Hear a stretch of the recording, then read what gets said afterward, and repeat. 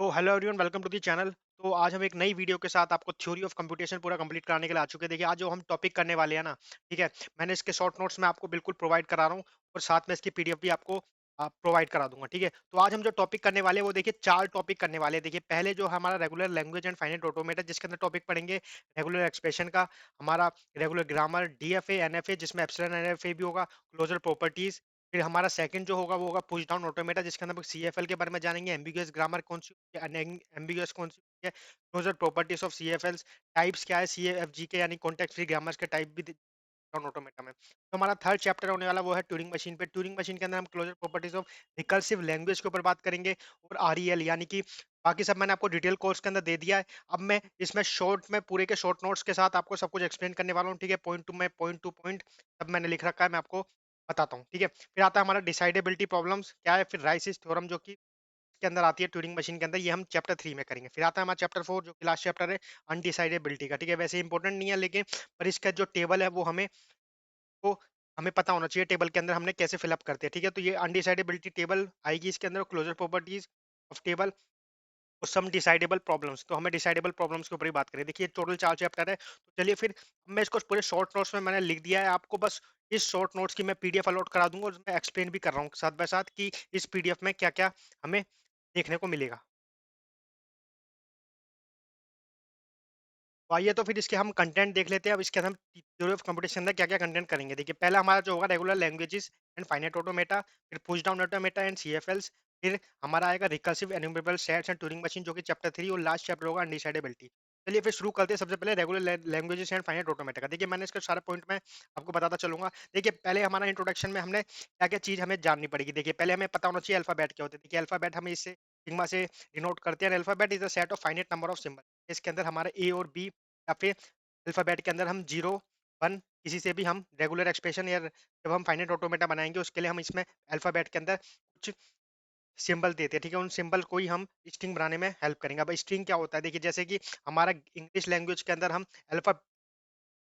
Alphabet से words बनाते हैं, ऐसी स्ट्रिंग है हम यहाँ पे ट्यूरिंग मशीन के अंदर बनाएंगे। देखिए, आप अगर टीओसी की बात की जाए तो टीओसी तो हम इंग्लिश की जैसे लैंग्वेज बना रहे हैं ना, ऐसे ही आप टीओसी पे लेके चलना, इसके अंदर भी हम ऐसे ही करने वाले हैं। ठीक है, तो हमारा स्ट्रिंग के अंदर string is any sequence of symbols over the alphabet sigma के अंदर। जैसे कि हमने ए बी बी लिया, तो देखिए हमारे पास जो अल्फाबेट थे उसमें सिर्फ हम ए और बी यूज कर सकते हैं, तो हमने जो स्ट्रिंग बनाई वो भी ए बी बी से ही बनाई। ठीक है, जो कि हमारा ये था string.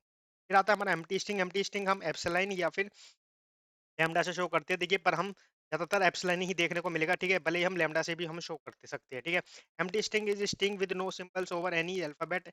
Empty string is also called as null string. Null string को एम्प्टी स्ट्रिंग कहते हैं। ठीक है, और उसके अंदर हम ये ऐसे करके पहली एप्सिलॉन ऐसे करके सेट के अंदर डाल देते हैं। ठीक है, और उसकी अगर कार्डिनलिटी की बात की जाए तो देखिए, कार्डिनलिटी मतलब होता है कि लेंथ है स्ट्रिंग की वो कितनी होती है। देखिए, एप्सिलॉन है, खाली एप्सिलॉन की कोई लेंथ काउंट में नहीं आती, तो इसलिए इसको बोलते हैं लेंथ इज 0। ठीक है, जैसे कि हमारा डेटाबेस मैनेजमेंट सिस्टम है, जब हम नल को देखते हैं तो नल एक कैरेक्टर है जो कि दिया गया है, जिसकी कोई वैसी वैल्यू नहीं है। ठीक है, तो ऐसी एम्प्टी स्ट्रिंग है ये इसलिए हम एप्सिलॉन इसको डिनोट करते हैं। ठीक है, जाते हैं हमारे length of string, the number of symbols in the sequence of given string is called length of string.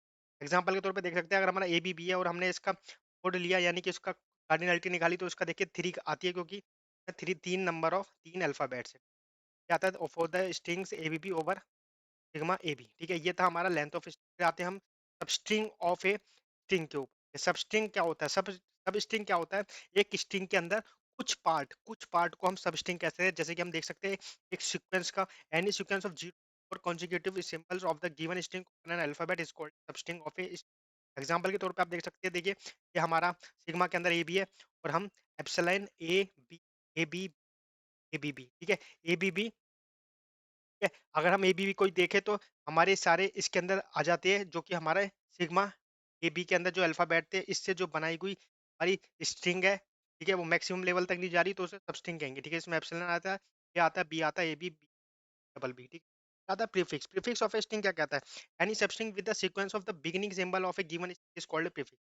Example पे आप देख सकते हो ए बी बी है, तो the possible prefix of A B B are epsilon A B. ठीक है, आप हम वह पहले यहाँ से देख के चलते हैं। देखिए, फर्स्ट लेंगे ए, फिर ए बी को भी ले सकते हैं और पूरा ए बी भी ले सकते हैं। ये प्रीफिक्स में आता है। क्या था सफिक्स, सफिक्स हम राइट राइट हैंड साइड से लेते हैं और प्रीफिक्स हम लेफ्ट हैंड साइड से लेते हैं। बस ये थोड़ा फर्क है, आप देख लें।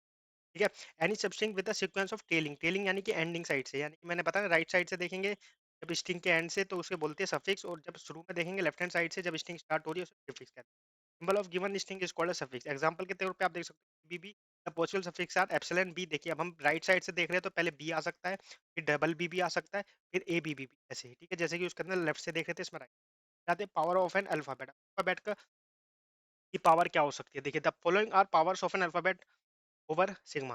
तो क्या, अगर सिग्मा जीरो लिखेंगे तो वो एप्सिलॉन जो कि हमने ऊपर देख लिया ये जीरो लेंथ स्ट्रिंग। अगर लेंथ ऑफ वन की बात की जाए तो इसके अंदर ए और बी आ सकते हैं, set of length one length string. फिर सिग्मा स्क्वायर यानी कि टू लेंथ ऑफ स्ट्रिंग कौन कौन सी हो सकती है, A B, set of two length string आता है। सिग्मा स्टार यानी कि सारी की सारी लैंग्वेज जो स्ट्रिंग हमारी इस अल्फा से मतलब सिग्मा से बनेगी वो सारी की सारी इसके अंदर आ जाएगी, ठीक है। Set of all string sigma zero union, union यानी कि प्लस, यानी कि सब कुल लैंग्वेज का और, ठीक है। यूनियन बोले और बोले और प्लस बोले, ठीक है। ये हमारा डिस्क्रीट मैथ्स और ये सारे सब्जेक्ट को मिला के आपको ये देखनी है कि कब यूनियन आ रहा है कब प्लस आ रहा है, ये सब चीज एक ही। यहाँ पे हम देख सकते हैं ये भी हमारी स्ट्रिंग बन पा रही है, उन सबको हमने ऐड कर दिया, यानी कि सब हम।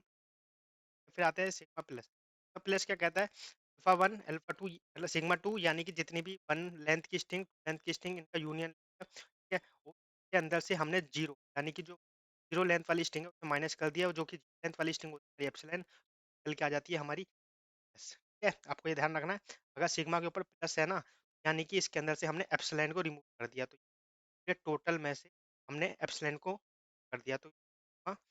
यस, फिर आता है लैंग्वेज। लैंग्वेज की बात करें तो set of string the given alphabet language और कलेक्शन ऑफ एग्जांपल आप देख सकते हैं। अगर हम वहाँ के अल्फाबेट ले के अंदर हमारे जो लैंग्वेज बनती है वो लैंग्वेज, मतलब कि कलेक्शन ऑफ स्ट्रिंग को हम लैंग्वेज कहते हैं, आप ये सिंपल, ठीक है। फिर आती है grammar. Grammar contains set of rule generate the string of a language. Grammar is a set of four tuples. Grammar जी, इसके अंदर चार टपल होते हैं, एक तो वी, यस। अब इसके अंदर देखते हैं वी टी पी एस क्या है, तो where V is the set of non. देखिए जब हम कोई ग्रामर लिखते हैं ना तो चीज आती है मेन जो कि टर्मिनल्स होती है, नॉन टर्मिनल्स होती है, okay? अब इज अ नॉन टर्मिनल है, T is a set of terminals, P set of root and S is start symbol, ठीक है। बाकी हमने डिटेल कोर्स में पूरा करा दिया है, इसके अंदर हम सिर्फ शॉर्ट में सब कुछ एक जगह मैंने इसका अब वाइंड अप करने की कोशिश कर रहा हूँ, ठीक है। Each rule of the grammar appears are x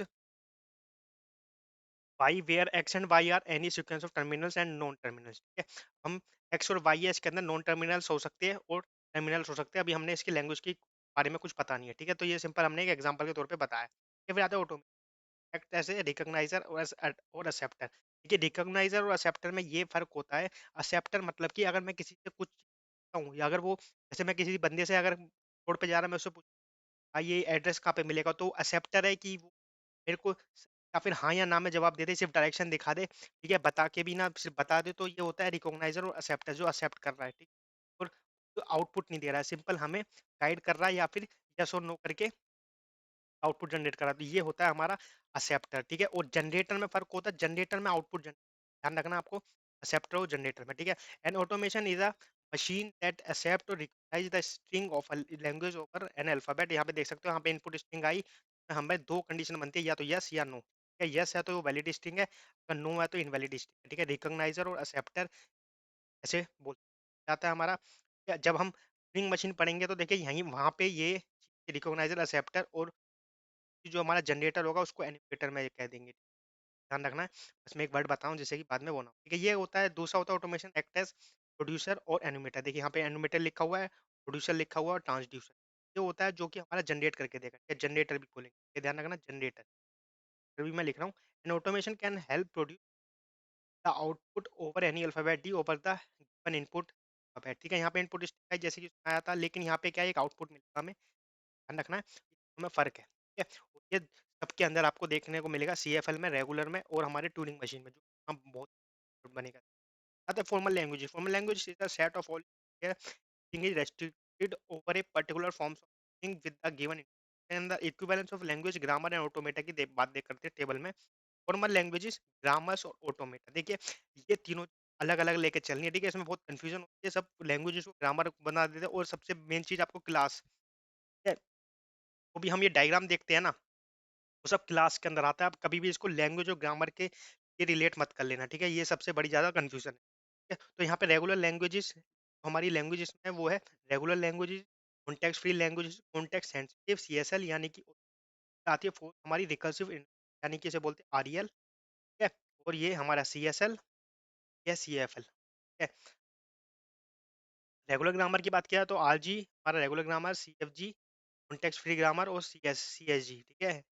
हम ज़्यादातर इसको इसी फॉर्म में लिखते हैं। और हमारा ये है रिकर्सिव एन्यूमरेबल ग्रामर, जो अनडिस्टिंक्ट, ये क्या है मैं आपको बताऊंगा जब हम जाने की। वैसे मैंने डिटेल कोर्स में पूरा बता दिया है, ठीक है। बाकी ऑटोमेटा की बात की तो फाइनाइट ऑटोमेटा पुश डाउन है, एलबीए लीनियर और ट्यूनिंग मशीन के अंदर सकती है, हॉल्टिंग हो सकती है, मशीन या तो होल्ड कर रही है या, देख लेंगे, ठीक है। फिर आता है हमारा every formal language can be generated by equivalent grammar and by accepted by the equivalent automata, हमने देख लिया। फिर आता है हमारा चॉम्स्की, ठीक है। 24 हायरार्की नहीं, क्लासेस के बेसिस पे जो हमारा एक जनरेट करके दिया है ना, यानी कि एक ग्राफिकल हम रिप्रेजेंटेशन कर पाते हो। चॉम्स्की हायरार्की थे, all formal language are divided into 4 classes. देखिए यहाँ पे क्लासेस लिखा है, आपको ध्यान रखना ये लैंग्वेज ग्रामर ऑटोमेटा अलग चीज है, क्लासेस अलग चीज है, ठीक है। बाकी कंफ्यूजन नहीं होना है कि आप रेगुलर लैंग्वेज कह दो कि ये सबसेट है उसका, या फिर ये सबसेट है, नहीं। वो क्लासेस के ऊपर हमारा चॉम्स्की बनाया है, ठीक है। इसमें चॉम्स्की हायरार्की के अंदर क्लास हायरार्की को हायरार्की, ठीक है।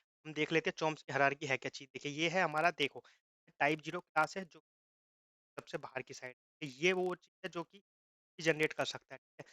अगर हम इसको दे सकते हैं तो ये उसका आउटपुट जनरेट कर सकता है, या फिर एक्सेप्टर है, यानी एक्सेप्टर और है हमारा ट्यूरिंग मशीन सारी प्रॉब्लम सॉल्व कर सकता है। जो अब तक जिस चीज़ की एल्गोरिथम बनी नहीं है, मशीन उस हमारी सॉल्व भी नहीं कर सकता, यानी कि ये कंप्यूटर है हमारा, ये ट्यूरिंग या ट्यूरिंग मशीन वो सारी प्रॉब्लम सॉल्व कर सकता है, हमारा कंप्यूटर कर सकता है, ठीक है। सबसे पहले आता है यहाँ पे टाइप 3 लैंग्वेज के अंदर फाइनाइट ऑटोमेटा, जो कि वाला पार्ट है, ठीक है। फिर आता है हमारा टाइप 3, टाइप 3 रेगुलर, यानी कि आरईजी, ठीक है। आरईजी रेगुलर लैंग्वेज टाइप 3, ये रहा। फिर है टाइप 2 जो फिर आता है टाइप 1 सीएसएल, और फिर आता है आरईएल, यानी कि ये है जो कि टीचिंग मशीन एक्सेप्ट करता है, ये हमारा फाइनाइट ऑटोमेटा एक्सेप्ट करता है, यानी कि रेगुलर ग्राम हमारा फाइनाइट ऑटोमेटा एक्सेप्ट करता है। फिर आते हैं सीएफएल, फिर हमारा आता है सी, सीएसएल है उसके अंदर हम एचटीएमपी ज़्यादातर लिख देते हैं, क्योंकि सीएसएल को हम भूल देते हैं, ठीक है। इसके अंदर हमारा ये सारी हमने क्लास के हिसाब से हमने टाइप कर रखा है, ठीक है। ये है हमारा चॉम्स, जो कि हमारा सीएफएल होगा वो, यानी कि डाउन ऑटोमेटा यहाँ एक्सेप्ट करता है, ठीक है। और हमारा आरईएल, आरईएल के भी दो टाइप होते हैं, ये आपको देखने को मिलेगा जब हम अनरिस्ट्रिक्टेड ग्रामर करेंगे, ठीक है। तो ये आता है हमारा टाइप 3, टाइप 2, टाइप 1, टाइप, जो सबसेट बने हुए हैं ना, आपको इसको लैंग्वेज तक रख के चलना, ठीक है। ये सिर्फ क्लास के बेस पे ये सबसेट बनाए। अब आते हैं टाइप्स ऑफ ऑटोमेशन, आते हैं फाइनाइट ऑटोमेशन एंड ऑटोमेशन का सबसे regular language finite automation. Types of finite automation की बात की जाए तो दो होते हैं, डीएफ एंड डीएफ, ठीक है। और हम जब भी कोई चीज बनाते हैं ना, वो डीएफ ही बनाते हैं, ठीक है। चाहे आप एप्लीकेशन बनाओ, चाहे कोई वैल्यू को जनरेट कराओ, आप जब भी बनाओगे ना, एल्गोरिथम लिख रहे हो या फिर आप प्रोग्राम लिख रहे हो, सब कुछ आप डीएफए में ही काम करोगे, क्योंकि एनएफए है ना, एनएफए बनाना और सोच पाना किसी के लिए मुश्किल हो सकता है, इसलिए हम एनएफए से सिर्फ एक डिजाइन के तौर पे बना लेते हैं, लेकिन उसका मेन हम हर चीज उस डीएफए में कन्वर्ट कर देते हैं, ठीक है। बाकी मैंने कल क्लास में आपको पूरा cover कराया ये चीज, ठीक है। तो यहाँ पे देखते हैं हमारा इक्विवेलेंट की बात की जाए ना, ये दोनों डीएफए और एनएफए होते इक्विवेलेंट है, कि हम पहले एनएफए से डीएफए बनाया है, ठीक है। अब ये उल्टा नहीं हो सकता, अब आप कहोगे डीएफए से एनएफए बना सकते हैं, तो कभी पॉसिबल है और कभी नहीं है, तो आपको ये ध्यान रखना है मेन नोट भी ज़्यादा यूज़ करना है, ठीक है। अगर आपको पक्का किसी चीज़ का प्रूफ पता है ना, किसी सब्जेक्ट में डिस्क्रीट में या फिर आप कुछ भी कर रहे हो, तो जब तक वो उसका एक एग्जाम्पल या काउंट वो ना दे पाओ ना, जब तक आप पूरी तरीके से उसकी एल्गोरिथम ना बता पाओ या किसी चीज़, अब ये उसे बिल्कुल ट्रू है, वरना आप हमेशा मेन नोट भी लिखोगे या फिर ठीक है। तो अगर आपको नीड नोट भी और मे नोट भी करना है, तो एक काउंटर एग्जांपल देना होता है, स्ट्रॉन्ग प्रूफ, ये होता है हमारा, ठीक है। ये मैंने आपको पहले ही बता दिया है कि ये दोनों इक्विवेलेंट होते हैं। Both types of finite automata have same expressive powers, इन दोनों एक्सप्रेसिव पावर होती है, जो कि अभी हम देखेंगे। यहाँ पे push down automata PDA and automation that accept a context free language is called a PDA, जो सीएफएल है ना हमारी, वो एक्सेप्ट करता है push down automata. Types of PDA, ऊपर से मैं एक चीज बता देता हूँ, अंदर एक स्टैक होता है, स्टैक, क्या है, स्टैक साइज होता है, जिस वजह से हम इसको पीडीए को प्रॉब्लम सॉल्व कर पाते हैं, होती है। टाइप्स ऑफ पीडीए में आते हैं डीप, यानी कि डिटर्मिनिस्टिक आता है, नॉन डिटर्मिनिस्टिक। यहाँ पे जो होगा ना रिलेशन आप देख सकते हो कि हमेशा ना थोड़ा ध्यान होगा एनपीटी, या वहाँ पे इक्विवेलेंट होता है, यहाँ पे नहीं होता, या डी से सी एफ एल है ना, वो सबसेट होते हैं। Class of language accepted by, ये सार popular subset of class of language. ठीक है, यहाँ पे हमेशा जब भी आप देखोगे ना क्लास लिखा देखोगे, कभी भी लैंग्वेज और उसको कंपेयर मत करना। ठीक है, मैं पहले से बता के चल रहा हूँ क्योंकि बहुत ज़्यादा कंफ्यूजन है टीओसी सब्जेक्ट में। ज़्यादातर स्टूडेंट्स होते हैं ना, वो इसको कंपेयर कर लेते हैं लैंग्वेज। तो यहाँ पे पूरा चीज़ होता है क्लास ऑफ लैंग्वेज, हमें देखने को मिलता है class of language. The class of NPDAs have more expressive power than the class of D. आता है हमारा be an automation that accept context sense, ये होती है एसएल एसएल मशीन। फिर आता है फोर्थ टॉपिक, वो है अभी तक की ऐसी मशीन जो हर प्रॉब्लम जो कंप्यूटर सॉल्व कर सकता है आज का हमारा, वो कर सकता है। इसे बनाने वाले थे हमारे एलन ट्यूरिंग, आपको पता है ट्यूरिंग, एलन ट्यूरिंग। ठीक है, ओके, जिसने हमारे को वर्ल्ड वॉर 2 में हमें हिटलर से जितवाया। ठीक है, हमें नहीं मतलब कि इंग्लैंड को जिताया, ये थे ट्यूरिंग मशीन बनाने वाले ट्यूरिंग, अच्छे mathematician. An automation that accepted a recursive enumerable language, तो R E L recursive enumerable language Turing machine से एक्सेप्ट की जाती है। Turing machine can accept R E L and enumerate है। देखिए एनुमरेट मतलब आपको समझ में आ गया होगा, ये जनरेट वाली बात हो रही है, एक्सेप्ट यानी कि एक्सेप्टर वाली। और ये हो चुकी है ट्यूरिंग मशीन के ऊपर बात। देखिए अब हम देखते हैं types of Turing machine. Turing machine देखा जाए तो जैसे कि हमारा पीडीए, हमारा डीएफए, वैसे ही हमारा ट्यूरिंग मशीन भी दो टाइप का है, यानी डिटर्मिनिस्टिक और नॉन डिटर्मिनिस्टिक। ठीक है, इसे हम डीटीएम लिखते हैं और एनटीएम। ठीक है, और इनकी जो पावर होती है इक्विवेलेंट होती है। देखिए सिर्फ पीडीए के अंदर पावर इक्विवेलेंट नहीं है, बाकी सबके अंदर पावर इक्विवेलेंट। बात करते हैं टाइप्स ऑफ ग्रामर की। देखिए ग्रामर सा होती है रेगुलर ग्रामर। ग्रामर के टाइप में सबसे पहले आती है रेगुलर ग्रामर, जो कि टाइप 3 ग्रामर होती है, मैंने आपको बता दिया चॉम्स्की हायरार्की के साथ ही।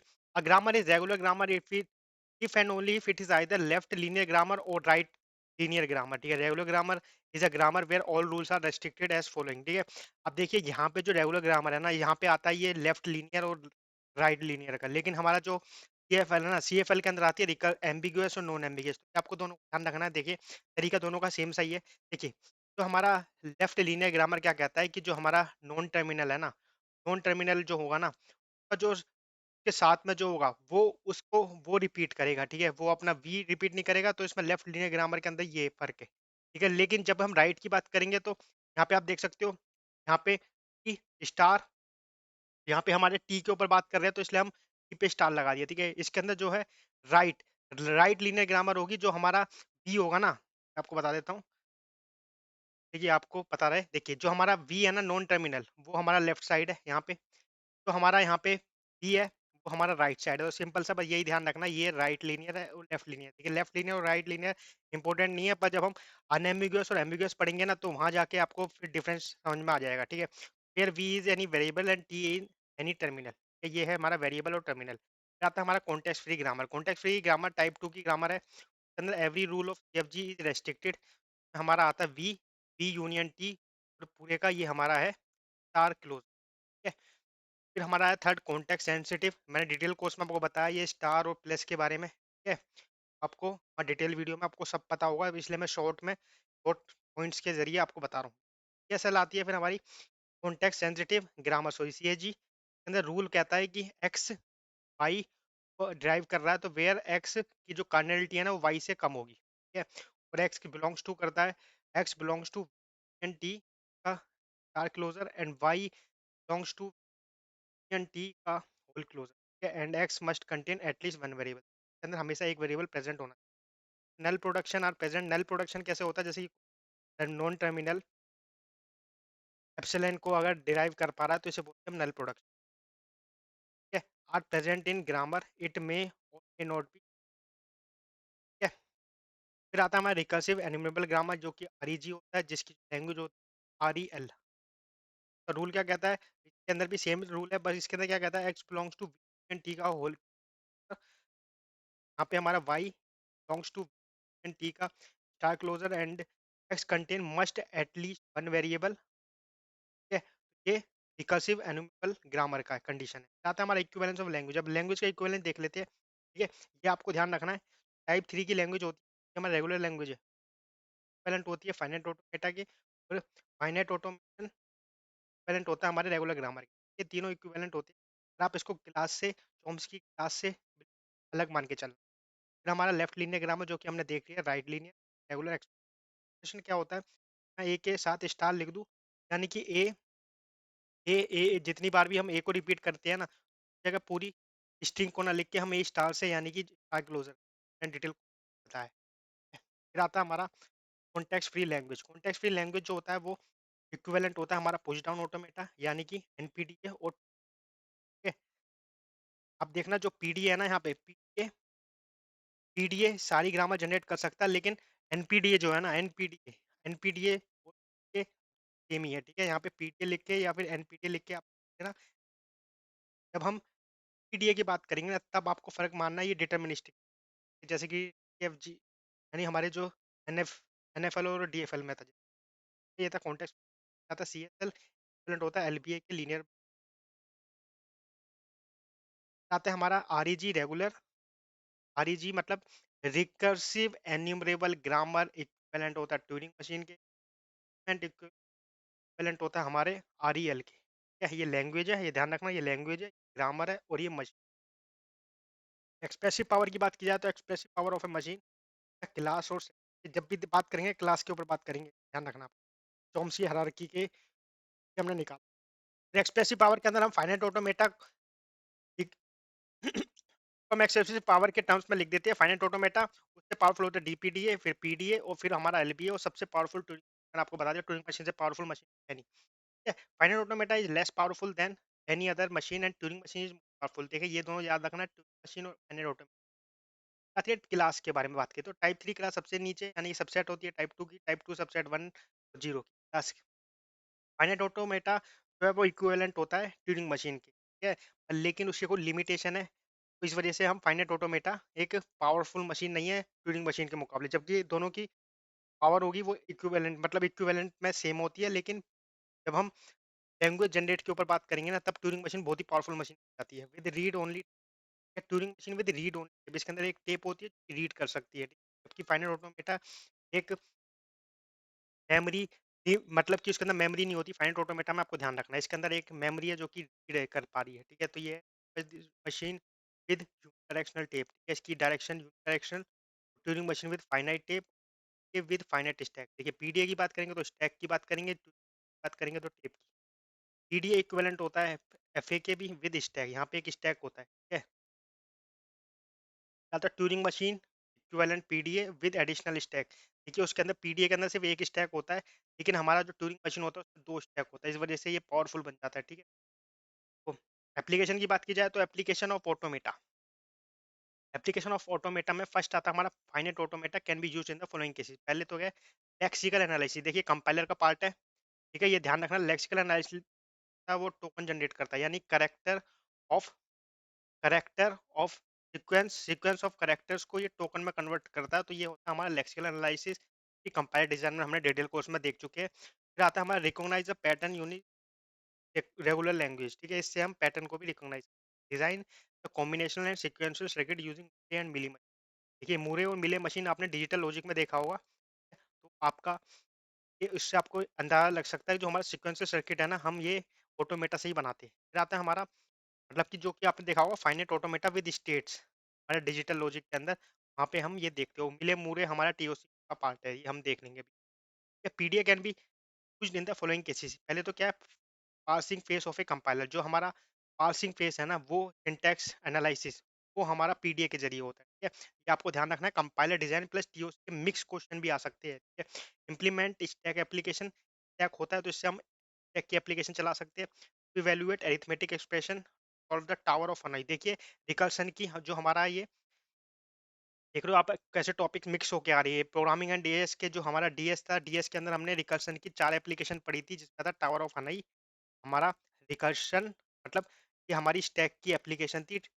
था रिकर्सन, टावर ऑफ अनोई की, ये सब देखो आप कैसे कर सकते हो, क्योंकि यहाँ पे एक स्टैक अवेलेबल है। आता है linear bounded automata can be use construct syntactic parse tree semantic analysis. देखिए ये कंपाइलर डिजाइन का सिमेंटिक एनालिसिस करता है, ये सिंटैक्स है, तो यानी कि ये पार्स ट्री जनरेट करता है, पार्स ट्री। याद रखना। और सिमेंटिक एनालिसिस का मैं बताऊं, हमारा डेटा स्ट्रक्चर के अंदर जब हम कोई कीवर्ड बनाते हैं ना, इंट ए, तो इंट ए जो है ना वो सिमेंटिक एनालिसिस चेक कर पाता है कि ये जो है किस टाइप का वेरिएबल है। तो सिमेंटिक एनालिसिस से बेसिक बता रहा हूँ, बाकी आपको एक कंपाइलर डिजाइन के अंदर मैंने पूरा डिटेल में बताया। आता है इम्प्लीमेंट जेनेटिक प्रोग्रामिंग, ठीक है। ट्यूरिंग मशीन की बात किया तो मेरा था इससे पावरफुल मशीन है नहीं कोई, ठीक है। सॉल्व एनी रिकर्सिव एन्यूमरेबल प्रॉब्लम को, सारी सारी प्रॉब्लम ये सॉल्व कर सकता है। First, understand complexity theory, implement neural nets, implement artificial intelligence और इम्प्लीमेंट रोबोटिक एप्लीकेशन। देखिए, तो हमारा आर्टिफिशियल इंटेलिजेंस है ना, तो फादर ऑफ एआई जो हमारे ट्यूरिंग, तो हमारे फादर ऑफ एआई है, वो हमारे है ट्यूरिंग, एलन ट्यूरिंग, ठीक है। वो भी इस वजह से ही हो पाए क्योंकि ट्यूरिंग मशीन ये सारी प्रॉब्लम सॉल्व कर पा रही है, इस वजह से हमारे जो एलन ट्यूरिंग है वो फादर ऑफ एआई कहलाते हैं, क्योंकि मशीन अगर वो बनाते नहीं तो हम ये प्रॉब्लम कभी सॉल्व ही नहीं कर पाते, ठीक है। तो रिमेंबर कर लेते हैं। अब जो चीज़ हमें याद रखनी है, पहले तो हमें ये याद रखनी है एनएफए और सीएफए की सेम पावर होगी।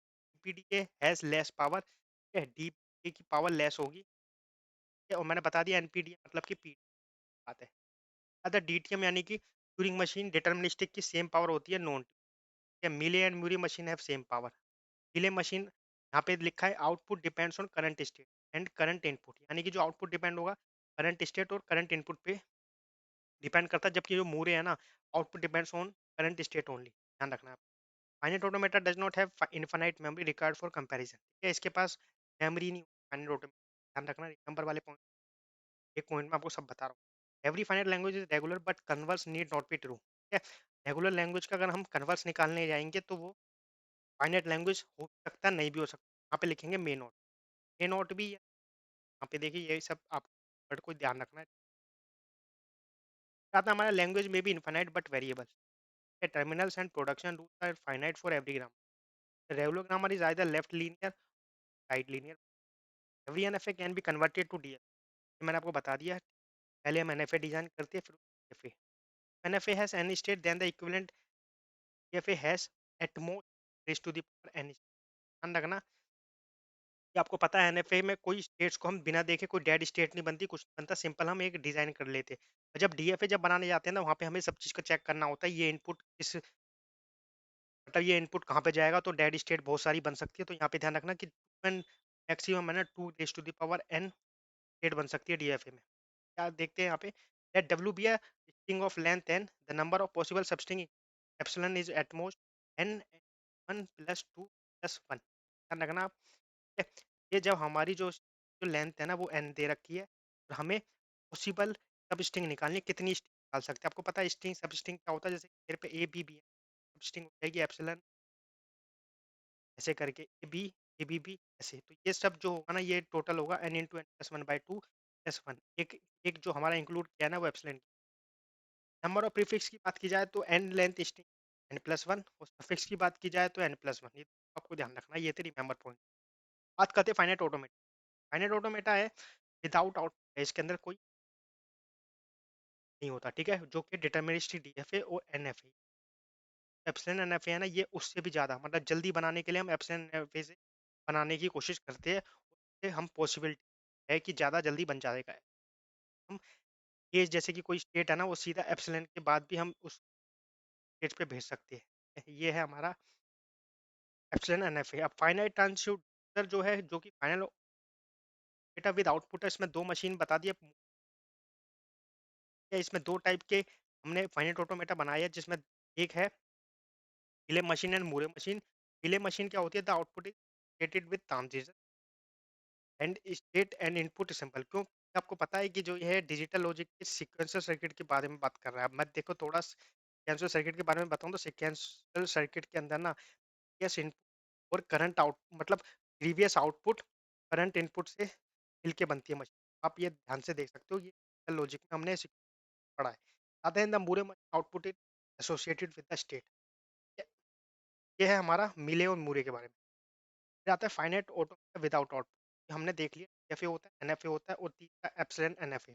ये क्या है, deterministic finite auto, every input in DFA there is an exactly one transition. ये हमेशा कोई ना कोई स्टेट ना हमें बनानी, जैसे कि यहाँ पे हमने दे दिया ए पे ये काम कर रहा, तो हमें अगर इनपुट सिंबल हमें बी दे रखा है ना, ए और तो हमें बी पे भी कोई ना कोई स्टेट पे दूसरी स्टेट ट्रांजिशन दिखानी पड़ेगी, डीएफए में कंपलसरी। ठीक है, अगर आप बी को नहीं शो करते हो ना, खाली आप एक स्टेट पे दिखाते हो कि ए, ये एनएफए बन जाएगा।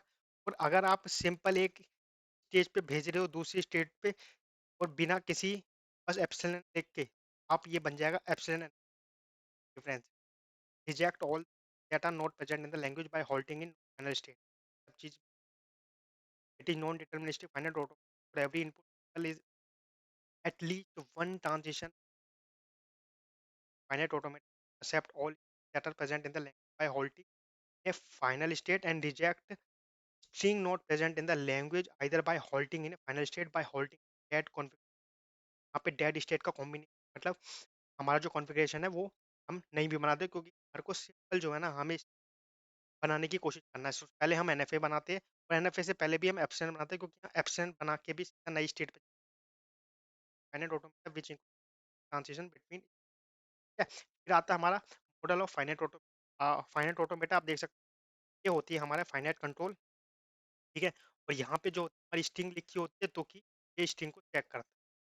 ठीक है, तो आपको पता है लेक्सिकल के अंदर हम करेक्टर को चेक करके टोकन जनरेट करते हैं, तो यही काम करता है, ये एक एक करेक्टर को चेक करता है, जो कि हमें स्ट्रिंग हमारी वैल्यू से मैच कर पा रही है, तो हम कह देंगे ये फाइनाइट मशीन लैंग्वेज को सपोर्ट कर रही है। तो आता है इनपुट टेबल। इनपुट यहाँ पे इनपुट कंटेन स्ट्रिंग और द गिवन इनपुट अल्फाबेट। फिर आता है read head is a pointer, ये जो है हमारा point which reads one input symbol at a time and the next symbol। आता है finite control contains set of transition function to take an action based on current state and input symbol scan। ठीक है, तो ये input scan कर रहा है ना, और मैच कर रहा है हमारे मशीन से, ये हमारे को बताया गया फाइनाइट कंट्रोल। फिर आता है डिटर्मिनिस्टिक फाइनाइट ऑटोमेटिक। बात करते हैं, for every input symbol of alphabet there is an exactly one transition state of finite automatic DF। DFA cover transition for all valid and invalid strings in the given regular language। अगर वो string को generate नहीं कर पा रहा ना finite automata, तो हम कह देंगे वो invalid string. For every valid string DFA reaches one of its final state and for every invalid string it reaches one final state। देखिए डिटेल कोर्स में मैंने बताया था, जब इनिशियल स्टेट से हम फाइनल स्टेट जा रहे हैं ना, हमने यहाँ पे स्टेट लिख दिया, तो हमें अभी बी का भी बताना है बी कहाँ जा रहा है, और यहाँ का भी सारी स्टेट हमें लिखनी पड़ेगी। तो हम जब फाइनल स्टेट होता है ना, तो उसको हम डबल सर्कल में बताते हैं कि ये फाइनल स्टेट, ये फाइनल स्टेट। डीएफए के अंदर हमेशा फाइनल स्टेट आनी जरूरी है, होल्ड करेगा फाइनल पे। होल्ड मतलब कि या फिर आउटपुट जनरेट। होल्ड से कंफ्यूजन है। अब डीएफए के हम जब रिप्रेजेंट करते हैं ना, ये कैसे के लिखते हैं, क्यू सिग्मा, ये हमारा अल्फाबेट है, हमने देखा। ये हमारा ट्रांजिशन। फिर आता है हमारा क्यू नोट और F F five tuple notation है, फाइव टपल नोटेशन। क्या है Q is that of final system, क्या है आपको पता है, अल्फाबेट कंटेन। सबसे पहले हमने अल्फाबेट की ही बात करी है, जाते हैं वो जाते हैं हमारे transition for every final state for states and in. हमारी कौन जाएगा यहाँ पे ट्रांजिशन आता है हमारा क्रॉस। ये हमारे स्टेट्स को बताता है कि हम इस ट्रांजिशन स्टेट पे गए, वो लिखने का तरीका है। Q note state start state of DFA long करेगा क्यों, बताइए, क्योंकि फाइनल स्टेट हो या इनिशियल दोनों। F is a set of final state. ठीक है, फाइनल स्टेट एक से ज़्यादा भी हो सकती है, तो आप ध्यान रखना है कि आपका होगी ज़्यादा हो सकता है। मेरा कंपाउंड एफ ए, इसके अंदर हम फाइनाइट ऑटोमेटा लेते हैं। कंपाउंड एफ ए के अंदर हम क्या करते हैं, जब हम फाइनाइट ऑटोमेटा होते हैं ना F1 और F2, तो कुछ ऑपरेशन परफॉर्म करते हैं, जैसे इंटरसेक्शन हो गया, सेट डिफरेंस, तो भी हमने सेट थ्योरी में पढ़ा था। सेम सारे हम एक फाइनाइट ऑटोमेटा पे सारे ऑपरेशन है। यहाँ पे है ऑपरेशन डिफाइंड ओवर एवे, यानी F1 unit F2 intersection set difference और F2 माइनस F1 दोनों। पहले F1 आता है फिर F2 डाल के देखेंगे। देखिए तो हम देखते थे कि ये क्लोज है इसके अंदर, तो हम इसके है, या फिर हमारा सेट डिफरेंस क्लोज, सबको चेक करेंगे। दी construction of compound Fa for the F1 and F2, the number of compound F1 cross F2 है इक्वल टू M क्रॉस, यानी कि आपको पता है F1 की M स्टेट है, इसकी N है, तो टोटल स्टेट होगी हम पे M। सिंपल बात। फिर m is the number of, आइए initial state of F A is combination of initial state of F1 and F2। ये दोनों स्टेट होंगी ना, वो साथ में जोड़े फाइनल स्टेट को फिर देखेंगे कहाँ कहाँ लाई करता है। तो इसमें चेक करते हैं। क्या था Q1, वन के अंदर स्टेट है Q1 Q2, ठीक है। सेट ऑफ F1 है, set of the start state of F1 and Q start of and Q, यानी कि दो आके फर्स्ट की सेकंड की ध्यान रखना। फिर Q स्टेट स्टेट को एक हमने एक ट्रांजिशन टेबल में हम, फिर आता है हमारा final state of F1 and final state of F2। Final state depends on type of compound, finite automata F1 cross F2 के दोनों को मिला के तो हमारी फाइनल स्टेट है ना, वो हम कैसे बनती है, F1 यूनियन F2 परफॉर्म कराएंगे पहले दोनों।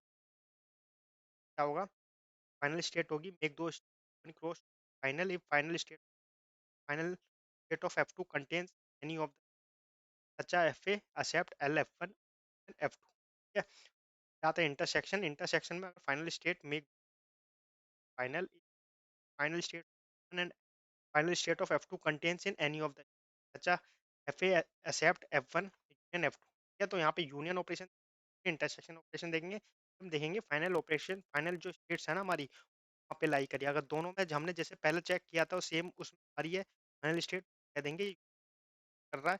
फिर हमारा इंटरसेक्शन को भी अंडर इंटरसेक्शन भी है। क्या था सेट डिफरेंस, इसके अंदर क्या करेंगे, एक दो state Q1 Q2 as final, only final state of F1 but not final state of F2 containing any, अच्छा FA एक्सेप्ट LF1, यानी कि हमारी language of F1 minus language F2 को कर रहा है। फिर आता है F2 माइनस F1, जैसे हमने F1 माइनस करेंगे final state of F2 but not final state of F1 contains any of such FA accept, ये हमारी लैंग्वेज F1, ठीक है। फिर आता है हमारा डिटर्मिनिस्टिक फाइनाइट ऑटोमेटा, इसके अंदर क्या था, for valley every valid string there exist path from that is NFA covers transition valid string given regular language, ठीक है। तो हर एक लैंग्वेज जो हमें F1 NFA और DFA बनाती है तो एक पाथ हमें मिलेगा जो कि फाइनल तक जाएगा, ठीक है। तो इसका मतलब वही स्ट्रिंग हमारी जनरेट होने वाली, वही स्ट्रिंग हमारी फाइनल ऑटोमेटिक वेरीफाई करेगा, ठीक है। मेनली आप वेरीफाई कर लो या फिर आप कह सकते हो। Specification of NFA without null moves, अगर हमारा जो NFA विदाउट नल है ना, डिवाइड कर दिया, यानी कि एक हो गया विदाउट नल, एक हो गया विदाउट नल। के अंदर क्या कहता है कि input alphabet contains finite number of null है, तो हमारा होगा ना जो ट्रांजिशन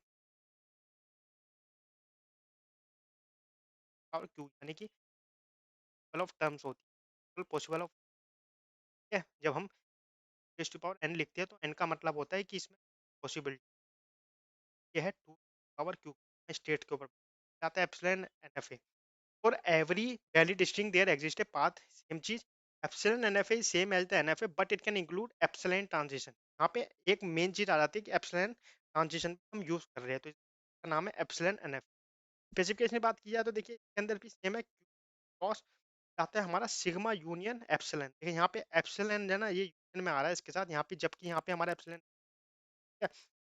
ये हमारा आपको पता है ये क्या है, ये है हमारा ए और बी जो हो सकता है, नहीं है, मैं तो बस एग्जांपल के तौर पर, डिपेंड करता है हम फाइनल ऑटोमेटा में क्या जनरेट कर रहे हैं। ये फिर आता है रेगुलर, ये क्या है, ये लैंग्वेज को लिखने का एक एक्सप्रेशन करने का एक जरिया है, ठीक है।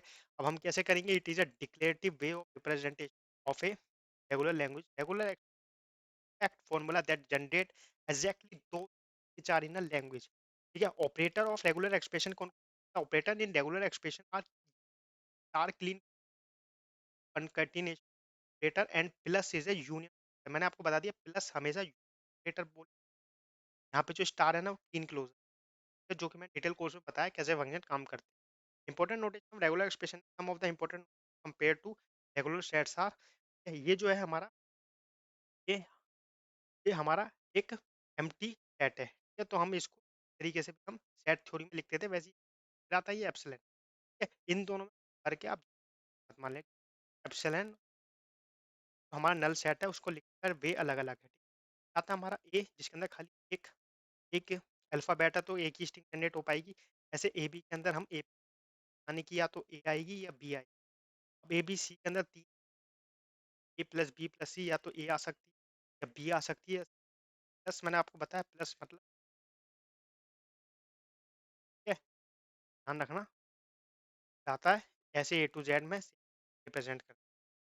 अब आते हैं properties of regular expression operators. पहला आता है operator satisfy commutative property and associative. Commutative property जैसे कि हम ए यूनियन करें, ए करें, कम्यूटेटिव प्रॉपर्टी। और हमारा जो एसोसिएटिव कहता है ए इक्वल टू होगा ए यूनियन, सेटिस्फाई करता है, ठीक है, बता दिया। Concatenation operator satisfy associative property but not commutative property. Associative property को सेटिस्फाई करता है, जैसे कि सेटिस्फाई करता है एसोसिएटिव, कम्यूटेटिव को मतलब ए सपोर्ट नहीं करता। ये ध्यान रखना है, ठीक है। फिर आता है हमारा both left and right distributive concatenation और सेटिस्फाइड, जिसके अंदर हम देख सकते हैं प्लस टी है और इसके साथ multi R S plus R T and S plus T S S R left and right distributive of concatenation, ये भी सेटिस्फाई करता है। आप देख सकते हो H equal to S R, तो इसके अंदर भी सेटिस्फाई नहीं करता है कॉन्कैटिनेशन। फिर आता है union operator satisfy idempotent property but the concatenation operator does not satisfy. यहाँ पे आप आइडोपोटेंट को देख सकते हो, R plus R equal to R होता है, but R dot R not equal to R होता है। ध्यान रखना है, कॉन्कैटिनेशन को सपोर्ट नहीं करता, जबकि हमारा प्लस यानी कि यूनियन सपोर्ट करता है। आइडेंटिफाई प्रॉपर्टी के अंदर आपको ध्यान रखना है, सिग्मा है ना, मतलब सिग्मा कह रहा हूँ कि हमारा ये नल है, नल है। तो ये आपको ध्यान रखना है, ये प्लस के साथ कैसे काम करेगा, यानी यूनियन के साथ। आप देख सकते हो ये प्लस के साथ एक वन की तरह काम करता है, ठीक है। तो आर प्लस अगर हम करेंगे तो सेम है, हमारा कम्यूटेटिव प्रॉपर्टी को सपोर्ट कर रहा है, ठीक, और सेटिस्फाई कर रहा है, ठीक है। ये हमारा एक्ट ऐसे identify element with respect to union, union कर पा रहा है सही तरीके से। आता है हमारा epsilon R equal to R. Epsilon जो है identity respect to concatenation. Equivalence of language बात करें, अब लैंग्वेज देख, ये लिखूं या ऐसे लिखूं, बात एक ही है, यूनियन की तरह। तो यहाँ पे L R one plus R two, साथ में ये भी कॉन्केटिनेशन ऐसे लिख सकते हैं, एल आर ऐसे लिख सकते हैं स्टार करके, ठीक है, L R star equal to L R star ऐसे करके लिख सकते हैं। फिर ये R one dot R two मैंने ऊपर बता दिया, कंप्यूटर सपोर्ट नहीं करता है। फिर R one R two R three ये सपोर्ट करता है, ये हमारा डिस्ट्रीब्यूट सकते हो। ये इक्वल टू है R one R two R three लगा रहे, जो कि देख लिया ये नहीं करता है। फिर ये मैंने आपको बता दिया, ये हमारी नल, ये प्लस आर प्लस की तरह कभी वन की तरह बिहेव करता है, और डॉट के साथ कॉन्कैटिनेशन के साथ ये मतलब ये जो है हमारा जीरो की तरह बिहेव करता है अगर मैथमेटिकल बात करें। पर आपको ये मान के नहीं चलना है, पर मैं ये बताऊं जिससे कि आपको लास्ट टाइम पे याद रहे कि अगर आपको ये आर के साथ अगर प्लस होगा तो जीरो बिहेव करेगा, तो सेम रिटर्न कर देगा, ठीक है। यहाँ पे अगर मल्टीप्लाई के साथ करेंगे तो यही वैल्यू रिटर्न हो रही है, ठीक है। फिर आता है lambda R equal to R, ये हमारा क्लीन है। फिर ये हमारा इसका जो स्टार होता है ऐसे हम शो कर सकते हैं, या फिर एप्सिलॉन, ध्यान रखना आप, epsilon epsilon epsilon R plus R equal to R करता है कॉन्कैटिनेशन, है हमारा क्लीन, ठीक है। ये आर डॉट आर को अगर हम आर स्टार लिख सकते हैं, इसका मतलब है सारी लैंग्वेज हम सभी हो सकते हैं। जो जब हम आर स्टार डॉट प्लस लिख आर प्लस करेंगे, आर प्लस है ना, यहाँ पे एप्सिलॉन जनरेट नहीं हो रहा है।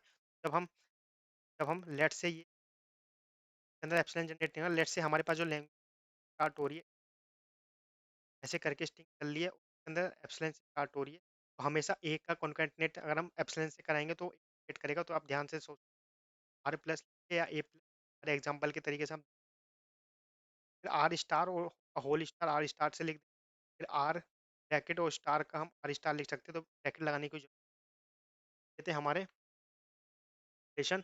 नाम देख सकते हैं एस, ये है हमारा एस आर, आर मैंने बता दी ये आर की तरह बिहेव करता है, और जो ये हमारा एप्सिलॉन है, तो ये ध्यान रखना, तो हमारा हमारी एसोसिएटिव प्रॉपर्टी है, इसको सेटिस्फाई कर रहा है। और फिर ये हमारा है डिस्ट्रीब्यूटिव, देख सकते हो ये जो है P plus Q, P plus Q का मतलब है कि पी वाली सारी स्ट्रिंग जनरेट हो सकती है, क्या वो पी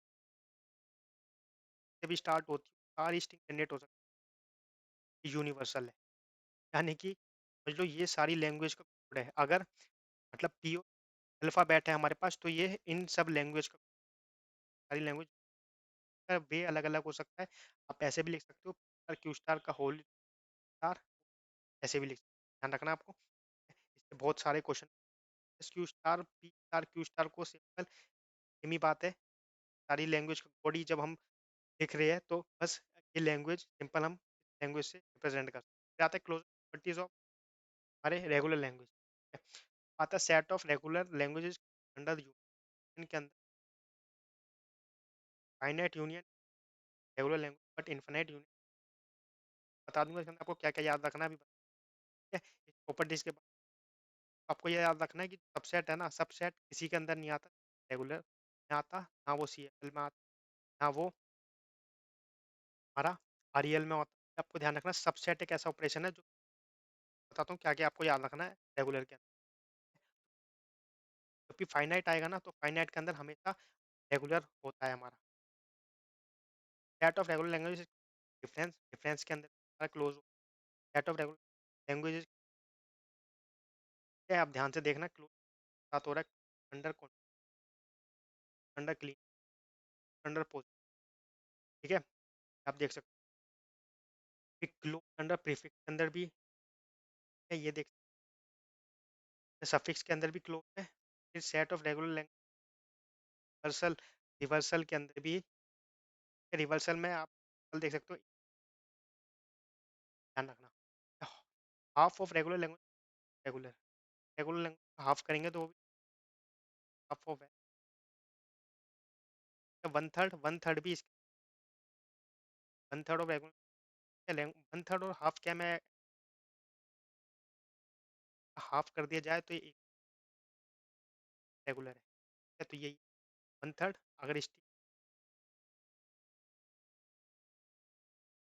चार और छः वन थर्ड करेंगे, मतलब वन थर्ड होगा इसका दो, यानी कि वन थर्ड होगा सेटिस्फाई आता है। क्वेश्चन क्वेश्चन को भी अंदर आता है, ठीक है, 11 subsequence of regular language, subsequence subsequence करता है। फिर आता है सब word of regular language is regular, ठीक है। अब इतना सब कुछ आपको याद नहीं करना, मैं बता दूंगा किस किस चीज़ ध्यान रखना है रेगुलर के अंदर।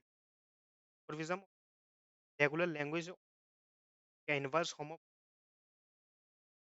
ऑफ रेगुलर लैंग्वेज सब्स्टिट्यूशन है, तो इसके अंदर सारे लगभग ज़्यादातर सारे ऑपरेशन के अंदर क्लोज वही याद रखनी है, रेगुलर सबको क्लोज करता है, ठीक है। मैं बता देता हूँ, तो आपको याद रखना है रेगुलर के लिए तो हमारा सबसेट होता है ना, सबसेट और इनफाइनाइट, इसके आगे इनफाइनाइट आ गया, यानी कि इनफाइनाइट यूनियन हो, इनफाइनाइट सेट डिफरेंस हो, ठीक है। ये जो मशीन है ना, ये मशीन स्पेस इसके अंदर है ही नहीं, मतलब मेमोरी है ही नहीं, इनफाइनाइट की जहां भी बात आएगी वो सबसेट, बस आपको ये याद रखना है ये रेगुलर के अंदर नॉट क्लोज, रेगुलर के अंदर नॉट क्लोज होते ये आपका नोट। बाकी इन सबको याद रखना कि कौन कौन से क्लोज होते हैं, उससे अच्छा है कि आप वो याद रख लो जो क्लोज, सबसेट, सबसेट और इनफाइनाइट, ठीक है। बाकी मैंने इसका डिटेल वीडियो के अंदर एग्जांपल से आपको काउंटर एग्जांपल भी दिया और आपको एल्गोरिथम बताया कि क्या क्या हमारे क्लोज क्या नहीं, ठीक है। फिर आता है हमारा सफल ऑफ टू रेगुलर लैंग्वेज, अगर किसी लैंग्वेज दो रेगुलर लैंग्वेज को सफल करते हैं ना, वो भी एक रेगुलर होती है, ठीक है। फिर आती है सिमेट्रिक, सिमेट्रिक डिफरेंस भी रेगुलर होता है, एल रेगुलर देन एल हमारा जो होगा raise to the one by two also regular, ठीक है। फिर हमारा डिटेल वीडियो में मैंने इसको प्रूव कर रखा है कैसे होती है, max of L is regular, minimum of L regular, regular language are not close under subset superset infinite. देखिए यहाँ पे आपको बस ये याद रखना है, सबसेट होंगे, सेट, ये आपके नोट इन पॉइंट आपको ये याद रखना है, सबसेट और सुपरसेट, ठीक है, यानी सबसेट और सुपरसेट एक बात हो गई। सबसेट और सुपरसेट और infinite union as well as infinite intersection, जो इनफाइनाइट के साथ आएंगे रेगुलर के अंदर, सबसेट और सुपरसेट, या तो आप सबसेट बोल सकते हो या सुपरसेट, ठीक है, need not regular infinite union infinite intersection of regular. आपको ये ध्यान रखना है। आती है हमारी decision properties of regular language. Membership है ये डिसाइडेबल है, ठीक है, रेगुलर लैंग्वेज हमेशा डिसाइडेबल है, ये ध्यान रखना, रेगुलर लैंग्वेज, हाँ रेगुलर लैंग्वेज डिसाइडेबल, ठीक है। हमारा जो सी एफ एल है वो भी डिसाइडेबल है, ठीक है, ये ध्यान रखना, C F L R L C S L decidable है। लेकिन जब बात आएगी हमारी आर ई एल, यहाँ पे आपको ध्यान रखना आर ई एल डिसाइडेबल नहीं होता है, बताऊंगा। एम्प्टीनेस, एम्प्टीनेस क्या होता है, L M T, checking whether the given regular language is empty और डिसाइडेबल। अगर हमारी रेगुलर लैंग्वेज के अंदर थिंग एम्प्टी है, यानी कि कुछ रखा है, तो हम उसको कह सकते हैं एम्प्टीनेस। यहाँ पे हम अगर जैसे कि हमने एप्सिलॉन रख दिया तो एम्प्टी में ध्यान रखना है, एम्प्टीनेस को डिसाइडेबल, ठीक है। जबकि अब आरईएल की बात करेंगे ना, आरईएल वहाँ पे बहुत ही ज़्यादा कन्फ्यूजन, अब मैं बताऊँ क्या होता है क्या नहीं होता। Finiteness, finiteness checking whether the given language is finite और, तो आपको पता है हमारा डिसाइड होता है पहले से ही डिसाइडेबल। फाइनाइटनेस कि हमारी लैंग्वेज ही फाइनाइट है, तो हमें पहले से ही पता होता है फाइनाइट लैंग्वेज है कि नहीं, आता है balance of regular language check करेंगे दो, वेदर द इक्वल और not, it is decidable. Subset operation checking whether subset of a regular language L two, तो इक्विवेलेंट में आप देख सकते हो डिसाइडेबल है, सब कुछ हमारा डिसाइडेबल में। जब तक हम मल्टिंग मशीन पे नहीं आ जाते हैं, यानी टू नहीं आ जाते, जब तक आप समझ के चलो डिसाइडेबल कर रहे हैं, ठीक है। आर ई एल को मिलियन मूरे, मिलियन मूरे जैसे लैंग्वेज जनरेटर या जनरेटर आपको पता है आप क्या, बट नॉट लैंग्वेज रिकॉग्नाइज, हम लैंग्वेज जनरेट करते हैं, पता है ये सीक्वेंशियल सर्किट हमेशा एक आउटपुट जनरेट करता है। There are no final state in Mealy machine in final automatic output symbol is associated transition and such and Moore, if output symbol is associated then such is called as Moore and Moore। जाते space है तो इसके अंदर हमारा alphabet जैसे हमारा new symbol है transition, ये लैम्डा और क्यू फिक्स टपल होता है आउटपुट वजह से ये बता पा रहा, तो नया सिंबल यहाँ देख सकते हो, तो हमारा ये नया सिंबल है, is out alphabet which contain alphabet और ये लैम्डा। लैम्डा क्या होता है, हमारा ये अलग बन जाएगा, तो हमारा मिले होगा, मिले के लिए ध्यान रखना, मिले और मूरे में फर्क ये आउटपुट, ये प्रीवियस आउटपुट नहीं देगा, क्यों आता है pumping lemma. Pumping lemma can be use one language is regular by contact, हमारे पास इसका प्रिडिक्शन बता देता है, ये पंपिंग लैंग्वेज रेगुलर है, there exists and such that for every state L of length n for the following hold that W are three parts x y z language, यानी कि W हमारी है उसको हम पार्ट में डिवाइड करते हैं, एक्स वाई जेड को, फिर हम चेक करते हैं कि वो लैंग्वेज में बिलोंग करता है कि नहीं। डब्ल्यू क्या होता है, डब्ल्यू को जब हम डब्ल्यू आगे ऐसे length of length of is greater than equal to N होगा ना, फिर हम ऑपरेशन परफॉर्म करते हैं for all greater than equal to zero X Y I Z Y, तो हमारा होता है वाई की कार्डिनलिटी बड़ी होनी चाहिए। आता है ऑपरेशन कंडीशन, मैंने डिटेल कोर्स में आपको बताया कैसे काम करता है, एग्जाम्पल में आप देख सकते हैं। रेगुलर लैंग्वेज के एग्जाम्पल है हमारे पास देखो यहाँ पे डिपेंडेंसी, डिपेंडेंसी जब भी आएगी रेगुलर नहीं, जब वो या आप सिंपल लिख सकते हैं, यहाँ पे डिपेंडेंसी आ रही है, यानी कि जितने हमारे ए कर सकते हैं, AP prime number, prime number जो होता है रेगुलर लैंग्वेज एपी से, अगर एपी से रखी है तो ये रेगुलर लैंग्वेज, जबकि प्राइम नंबर है, अगर प्राइम नंबर की बात करूँ ऑर्डर फिक्स नहीं है, बात तीन, बात पाँच, इस वजह से एपी जनरेट नहीं हो रही, तो हम सीधा कह सकते हैं रेगुलर है। आता है M N, M less than N, ये सारी रेगुलर लैंग्वेज एग्जाम्पल है। यहाँ पे M in not equal to N है, कि हम कैसे पता लगाएंगे, तो हमें काउंट है ये हमारा एस एस यानी number of equal to number dependency आ गई नॉन। यहाँ पे डब्ल्यू डब्ल्यू है, हमें यही नहीं पता स्ट्रिंग कब खत्म होगी, तो ये यानी कि ये आता है ए एन स्क्वायर।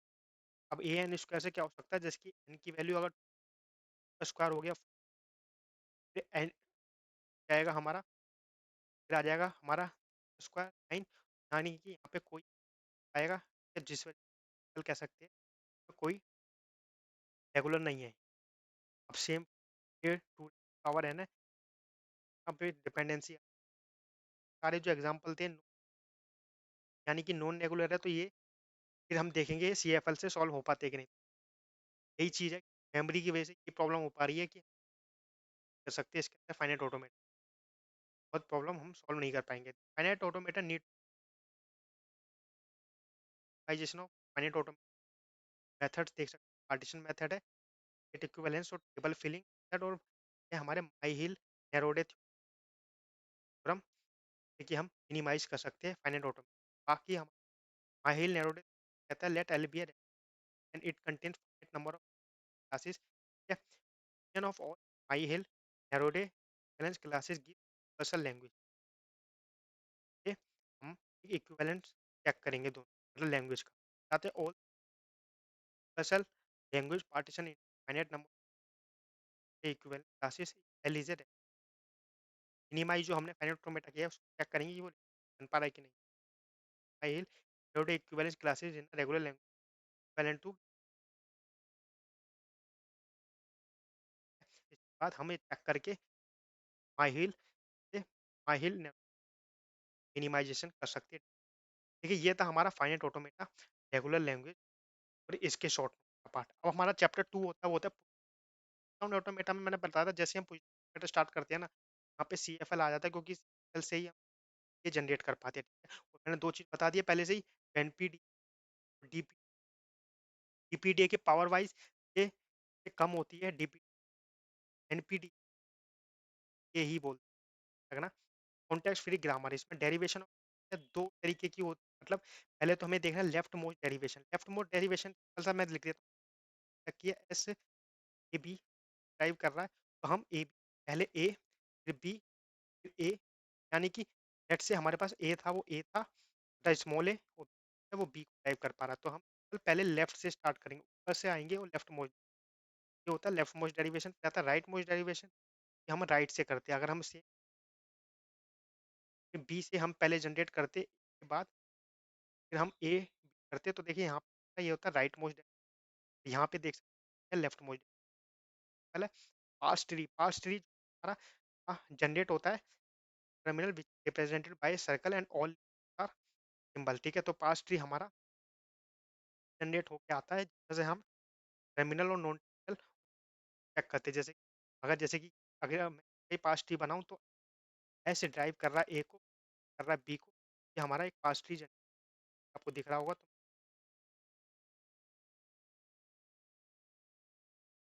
ये हमारा टर्मिनल, ऐसे हम past tree circle and all terminal से।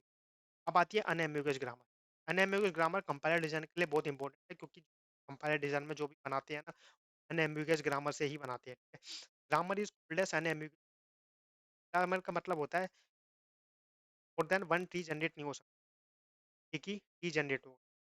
हमारा जो पास्ट ट्री होता है L M D R M D एक ही tree, the language actually one pass tree. लेकिन एम्बिगुअस क्या कहता है, ambiguous हम एक से ज़्यादा ट्री जनरेट कर सकते हैं, ठीक है। ज़्यादा मतलब एक से ज़्यादा ट्री जनरेट कर पा रहे हैं, तो इसका मतलब एक से ज़्यादा हम लैंग्वेज भी जनरेट कर पा रहे हैं, तो जैसे हमारा एम्बिगुअस ग्रामर नहीं होना चाहिए जब हम कंपाइलर डिजाइन में बात करते हैं। Grammar is called as ambiguous grammar if there exist drive from the grammar with more than one pass. ध्यान रखना है आपको, आते हैं हमारे inherently ambiguous context free language. Context free language में फिर आता है for a given language if there is no equivalent unambiguous CF, then such language is called inherently ambiguous context free language.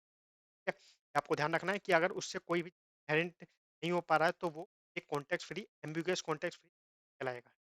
जबकि आपको पता है जब उसमें एक ट्री जनरेट हो रहा था उसमें एक से भी ज्यादा ट्री जनरेट होने लग जाए तो उसे हम ग्रामर ही बोलते हैं। रिड्यूस सीएफजी, सीएफजी क्या होता है? मैं सिंपल एक एग्जांपल से अगर आपको बताऊं तो ऐसे आप अगर लिखे एस ए, ठीक है, यहाँ से एक ट्री जनरेट होगा, दूसरा यहाँ से ट्री जनरेट होगा, तो इस लैंग्वेज को देख के बता सकते हैं ये एक एम्बिगुअस ग्रामर है। लेकिन जब हम रियल लाइफ में यूज करते हैं ना तो वो बहुत ही ज्यादा प्रैक्टिकल सिनेरियो से हम नहीं बता पाएंगे कि एम्बिगुअस है कि नहीं, हमें बहुत सारी चीजें देखनी पड़ेगी। ठीक है, फिर आता है हमारा रिड्यूस सीएफजी, आता है non redundant CF. Reduce CFG is CFG without any symbol, ठीक है, जिसके अंदर सिंबल होते हैं। ठीक है, हम देख सकते हैं non CFG, reduce CFG is the CFG without any symbol नहीं होते। सिंप्लीफाइड सीएफ, रिड्यूस सीएफजी को हम सिंप्लीफाइड कर सकते हैं विदाउट एनी नल प्रोडक्शन, नल प्रोडक्शन नहीं होने। अगर कोई हमारा जो नॉन टर्मिनल है एप्सिलॉन का तो उसे नल प्रोडक्शन प्रोडक्शन प्रोडक्शन कहते हैं। जैसे को हम सिंप्लीफाइड सीएफजी बनाएंगे, the following applied over one CFG to convert into simplified CFG. Null production और सिंबल को हमें एलिमिनेट करना है, ध्यान रखना है, एलिमिनेट। जब हम सिंप्लीफाइड सीएफजी बनाएंगे normal form of CFG types हमारे है, पहले Chomsky normal form. Chomsky normal कहता है कि CFG production of NF grammar contains either two terminals, single terminal RHS of the production. ठीक है, तो आप सिंपल देख सकते हो अगर दो नॉन टर्मिनल आ रहे हैं और एक सिंगल टर्मिनल आ रहा है तो आरएचएस में नॉर्मल फॉर्म में कहते हैं। पहला मतलब आप देख सकते हो ए अगर बीसी को टाइप कर रहा है, एग्जांपल से हम देख सकते हैं ए बीसी को कर रहा है और ए इसको टाइप कर रहा है, तो आपको पता है ये है यूनिट प्रोडक्शन। या ना फिर binary stand, always binary tree. जैसे एक बाइनरी ट्री जनरेट होगा, बाइनरी ट्री आपको पता है, बाइनरी कह रहा हूँ मैं, बैलेंस नहीं कह रहा हूँ, बैलेंस बाइनरी अलग। बाइनरी पहले बाइनरी ट्री मैक्सिमम चाइल्ड हो सकता है। The number of steps required derivation of the given context free grammar is 2x minus. आपको नंबर ऑफ स्टेप ध्यान रखने हैं, फर्स्ट पॉइंट। सेकंड पॉइंट कहते हैं कि let G be the given without epsilon, epsilon हमारा वो नहीं, प्रोडक्शन भी नहीं। Let K maximum number on the right hand side of any production then the equivalent then maximum K minus one cardinality plus T cardinality production. आपको ध्यान रखना है where P the number of production in terminal, maximum number on right hand side. आता है generation of L, length the minimum height of the derivation for the given CNF context free grammar is log based 12 plus है हमारा maximum height will. ये सब कुछ हम पास ही generate करें तो हमें कुछ याद रखना नहीं है, बस आपको पता होना चाहिए हम कैसे कैसे लिख पा रहे हैं, क्योंकि करेक्ट भी पूछ जाता है हमारा। हम जो है back norm every CFG product GNF grammar contains single terminal T by any, है। देखिए आप देखिए यहाँ पे हमारा वी था, राइट साइड में जा रहा है। आप ये जैसे कि हमने उसके अंदर देखा था रेगुलर के अंदर, वैसे ही हम इसके अंदर भी देखेंगे टर्मिनल। और ये जी क्या कहता है, तो एनएफ क्या कहता है, restriction only on the position but not right hand side. ये ये अगर ए अल्फा को ड्राइव कर पा रहा है तो वेयर अल्फा एक बिलोंग्स करता है वो वी में करता है। ठीक है, तो ये चीज हमारा जीएनएफ कहता है the number of step required in derivation X length GNF context X. ये वहाँ पे जो था हमारा एक्स की वैल्यू थी वो -1, आपको ध्यान रखना है यहाँ पे एक्स होता है। ये चॉम्स्की ने दो डिवाइड कर रखा तो आपको ये ज़्यादा याद करने रखने की जो हमारा नहीं जाएगा। Symbol can be push from the stack which is track of previous symbol. ये मैंने बता दिया पीडीए के अंदर वन स्टैक होता है, वन स्टैक पी पे जब भी स्टैक की बात कर रहे हैं तो यहाँ पे पुश हम स्टैक ऑपरेशन है, दो स्टैक के दो ऑपरेशन है तो यहाँ पे स्टैक की बारे में बात करेंगे। Every sting finite control start valid finite control final state at end, यहाँ पे स्टैक है, ठीक है। हमारा जो लास्ट का पॉप, मतलब लास्ट जो हमारा टॉप होता है, टॉप के ऊपर हमें वैल्यू देख सकते करते हुए स्टैक को क्या आता है, acceptance acceptance bye final mechanism, acceptance bye empty stack. Final state से हम एक्सेप्ट करा सकते हैं, एम्प्टी स्टैक से भी हम, मतलब एम्प्टी स्टैक से भी इसको एक्सेप्ट करा सकते हैं। जैसे कि अगर मेरे पास स्टैक के अंदर कोई डॉलर सिंबल पड़ा है तो मैं कह दूंगा अगर कोई लैंग्वेज मैंने जनरेट कराई और वो जाने के बाद डॉलर छोड़ जाती है तब वो है।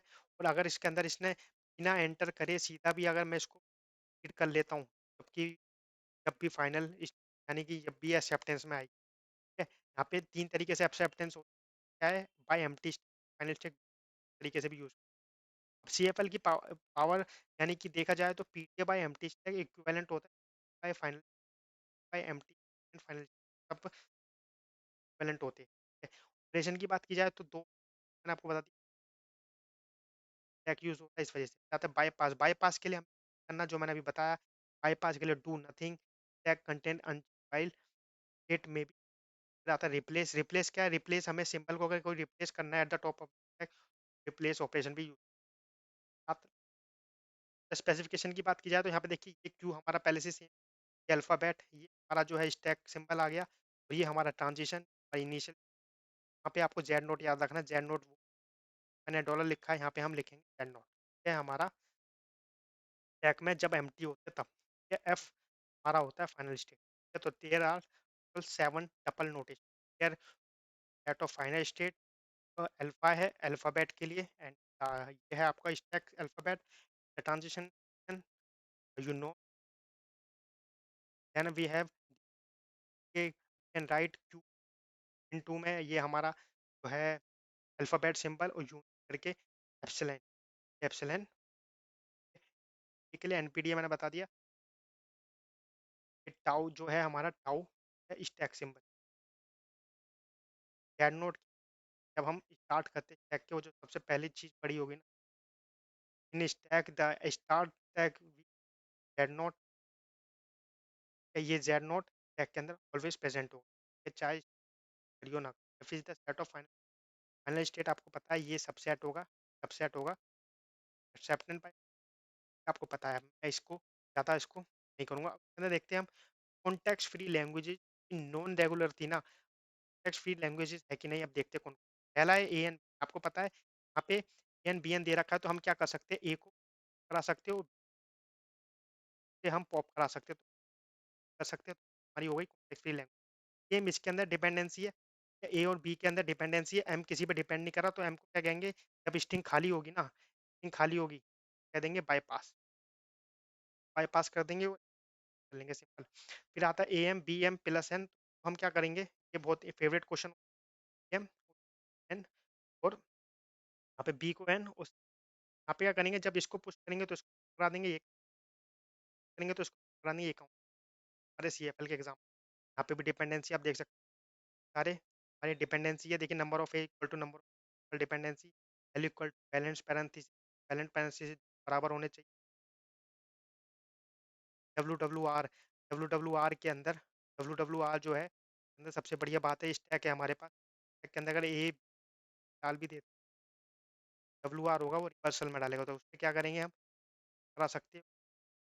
कल ये भी सिंपल है, डब्ल्यू देखिए सिंपल ही दे दिया, हमें पता चल जाएगा स्टैक कहाँ पे खत्म हुई, ये फल में गिनेंगे, ठीक है।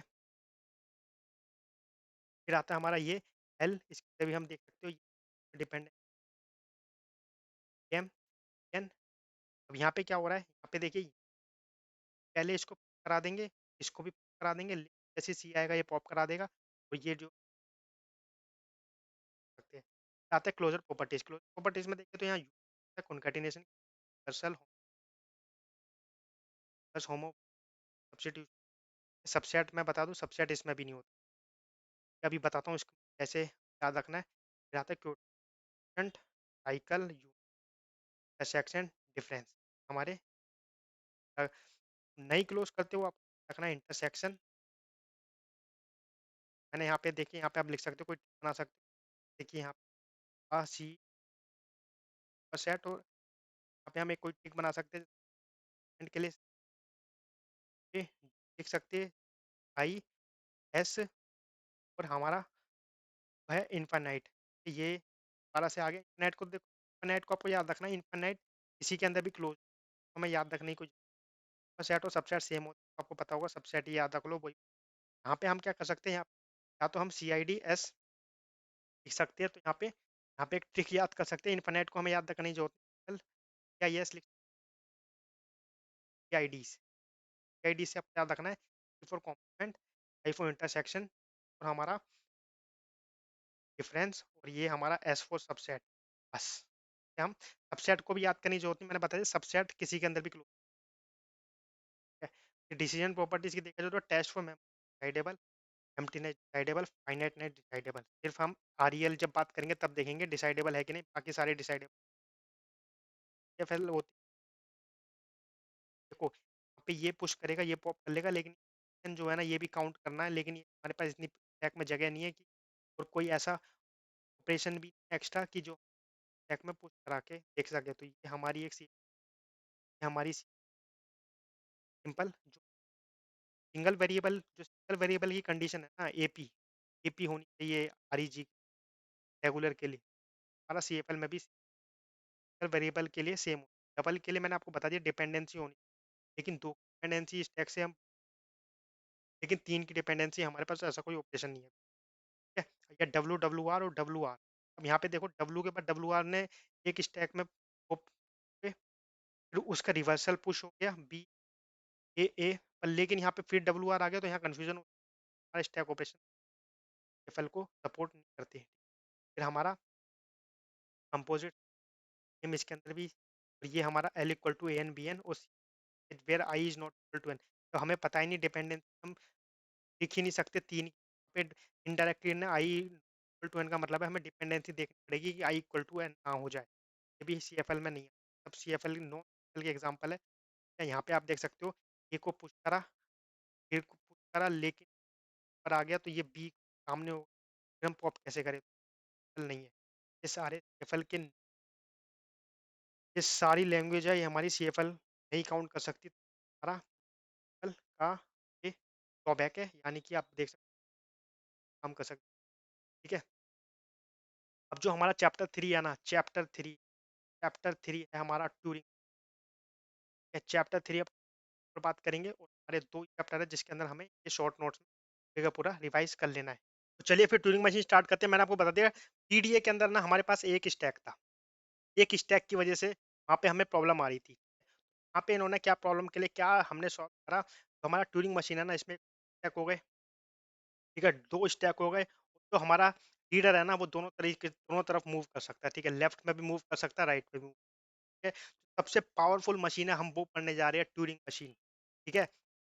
1945 के आसपास बनी थी, ठीक है, जब वर्ल्ड वॉर 2 के आसपास, ठीक है, और इसमें जो हमारे जिसने बनाई थी उसका नाम था एलन ट्यूरिंग, ठीक है, एलन ट्यूरिंग आपको पता है होगा, ठीक है, और इसे हम फादर ऑफ एआई भी कहते हैं। तो एलन ट्यूरिंग थे, फादर थे, वो इंडिया में काम करते थे, और ये बहुत ही बढ़िया मैथमेटिशियन, लेकिन इनको एक सजा मिली है जिस वजह से उन्होंने सुसाइड कर लिया। अब ये कंफर्मेशन नहीं है सुसाइड उन्होंने करा या फिर हमारी जो ब्रिटिश आर्मी है उसने ही मारा था, बाकी कुछ नहीं पता। जब ये मरे तो बस एप्पल पे साइनाइड लगा हुआ था, और हमारे ट्यूरिंग एलन ट्यूरिंग टाइम पे हमारे डैड पाए गए, और सुसाइड के ब्रिटिश ने अपने रिपोर्ट में सुसाइड लिखा, ठीक है। बाद में इनको अभी 2013 या 14 के आसपास जो वहाँ माफी मांगी एलन ट्यूरिंग वजह से, एक हमारा मैथमेटिशियन उन्होंने आर्टिफिशियल इंटेलिजेंस की डिस्कवरी की, वही बंदा कम उम्र में चला गया, ठीक है, at the age of 4 suicide करी है, और सिर्फ बाइसेक्सुअल होने की वजह से। उस टाइम पे बाइसेक्सुअल क्राइम था, ये था हमारे एलन ट्यूरिंग के बारे में। अब देखते हैं ट्यूरिंग मशीन जो उन्होंने बनाई, उन्होंने सिर्फ ऐसी मशीन बनाई जिससे कि दोनों तरफ टेप मूव कर सकता था, ठीक है, दोनों तरफ टेप मूव कर सकता था। तो क्या करता था हिटलर जो है, हिटलर हमारे कोड में बात करता था, कोड में लैंग्वेज में मैसेज भेजता था हम आर्मी और अपनी नेवी, ये क्या था ब्रिटिश तक वो मैसेज तो पहुंच जाता था, लेकिन वो फॉर्म एनकोडेड, इसलिए इन्होंने कहा कि ये मशीन मशीन से जनरेटेड कोड है, तो ये मशीन ही solve कर सकती है, ठीक है। तो जनरेट होते थे बहुत सारे परमुटेशन होते थे, एलन ट्यूरिंग ने वो मशीन बनाई जिसका नाम था ट्यूरिंग मशीन। अब देखते हैं ट्यूरिंग मशीन की बहुत ही बढ़िया पावरफुल मशीन। सबसे पहले हम पढ़ने जा रहे हैं। सबसे पहले RW हेड यानी रीड राइट हेड होता है, can move in any direction but it move at a time only one cell. This capability is called turn around capability. देखिए सबसे पहली कैपेबिलिटी टर्न अराउंड कैपेबिलिटी। देखिए अभी तक ऐसी मशीन जब बनी नहीं थी, एलन ट्यूरिंग ने ही ये मशीन बनाई है। तो देखिए इस टाइम पे सोच पाना कि ये दोनों तरीके से मूव कर पाए रीड राइट हेड, ये बहुत ही यूनिक आइडिया था उस टाइम पे। ठीक है, स्पेसिफिकेशन की बात की जाए तो Turing machine can be represented ऐसे 7 टपल के अंदर 7 टपल है। पहले तो ये स्टेट्स के लिए सेम, अल्फाबेट के लिए सेम, ये आ जाता है हमारा स्टैक सिंबल। फिर ये हमारा ट्रांजिशन, फिर क्यू नॉट, ये आता है बीम, ये ब्लैंक स्पेस। ये हमारा ये बताएगा कि कहाँ पे स्ट्रिंग एंड हो रही है। कर सकते तो दो ब्लैंक होंगे। एफ होता है हमारा फाइनल स्टेट। ये हमारे हो गए। फिर आती है closure properties of R recursive language. देखिए अब रिकर्सिव लैंग्वेज क्या होती है। रिकर्सिव लैंग्वेज ये समझ पाना बहुत ही ज्यादा हर डिफरेंट करेगा आपको है रिकर्सिव लैंग्वेज। और ये है हमारा आर ई एल्स। ये वाला पार्ट हो जाएगा not recursive, recursive but are E L, not recursive but are E L, but are E L. यहाँ पे ये रिकर्सिव लैंग्वेज लाइक करती है।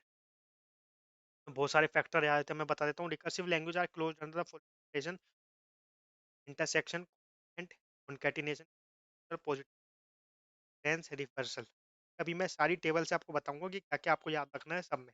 अभी आपको ये देख लो क्या क्या क्लोज इसमें होता है और हमारा सब्सटीट्यूशन रिकर्सिव लैंग्वेज ये हमारे इसके अंदर नॉट क्लोज। अभी closure properties of recursive enumerable language. अब आपको दो ध्यान रखना, रिकर्सिव लैंग्वेज और आरईएल यानी कि रिकर्सिव एनुमरेबल, रिकर्सिव एनुमरेबल लैंग्वेज, लैंग्वेज। ठीक है, ये दो तरीके की लैंग्वेज है। पहले तो आपको बता दिया जाए, मैंने आपको इसमें बता दिया रिकर्सिव है ना, रिकर्सिव ये इसका सबसेट है आरईएल का।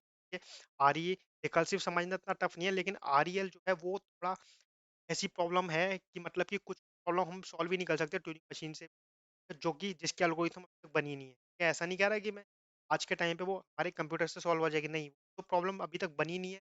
एल्गोरिथम हम नहीं बना सकते।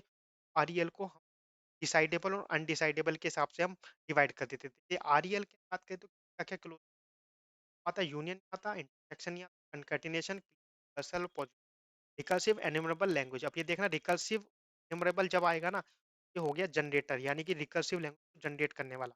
और not close under the following properties difference, symmetric difference, or and no any other operation which can be reduced to intersection and complement। ये हमारा,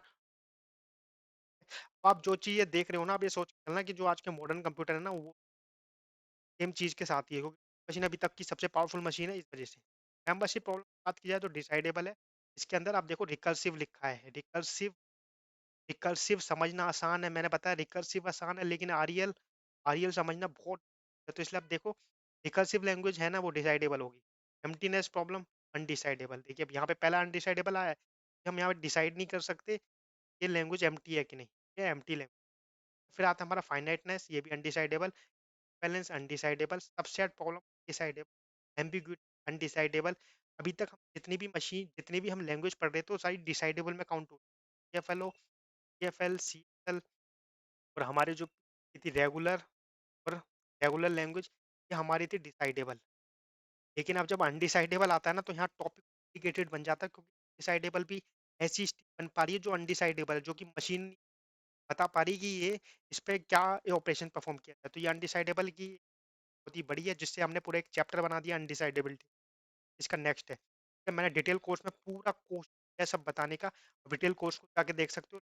टाइम कम है तो हम शॉर्ट, हम इसको जानते हैं, जानते हैं डिसजॉइंटेडनेस प्रॉब्लम अनडिसाइडेबल है। ठीक है, तो यहाँ पे देखिए सबसे बड़ा क्वेश्चन मार्क मिलेगा, क्योंकि अनडिसाइडेबल एक ऐसी प्रॉब्लम है जिसको हम डिसाइड ही नहीं कर सकती मशीन भी, ये क्या आउटपुट जनरेट करेगी और क्या ability है भी प्रॉब्लम सॉल्व करने वाली की। हम डिसाइडेबिलिटी to halting machine.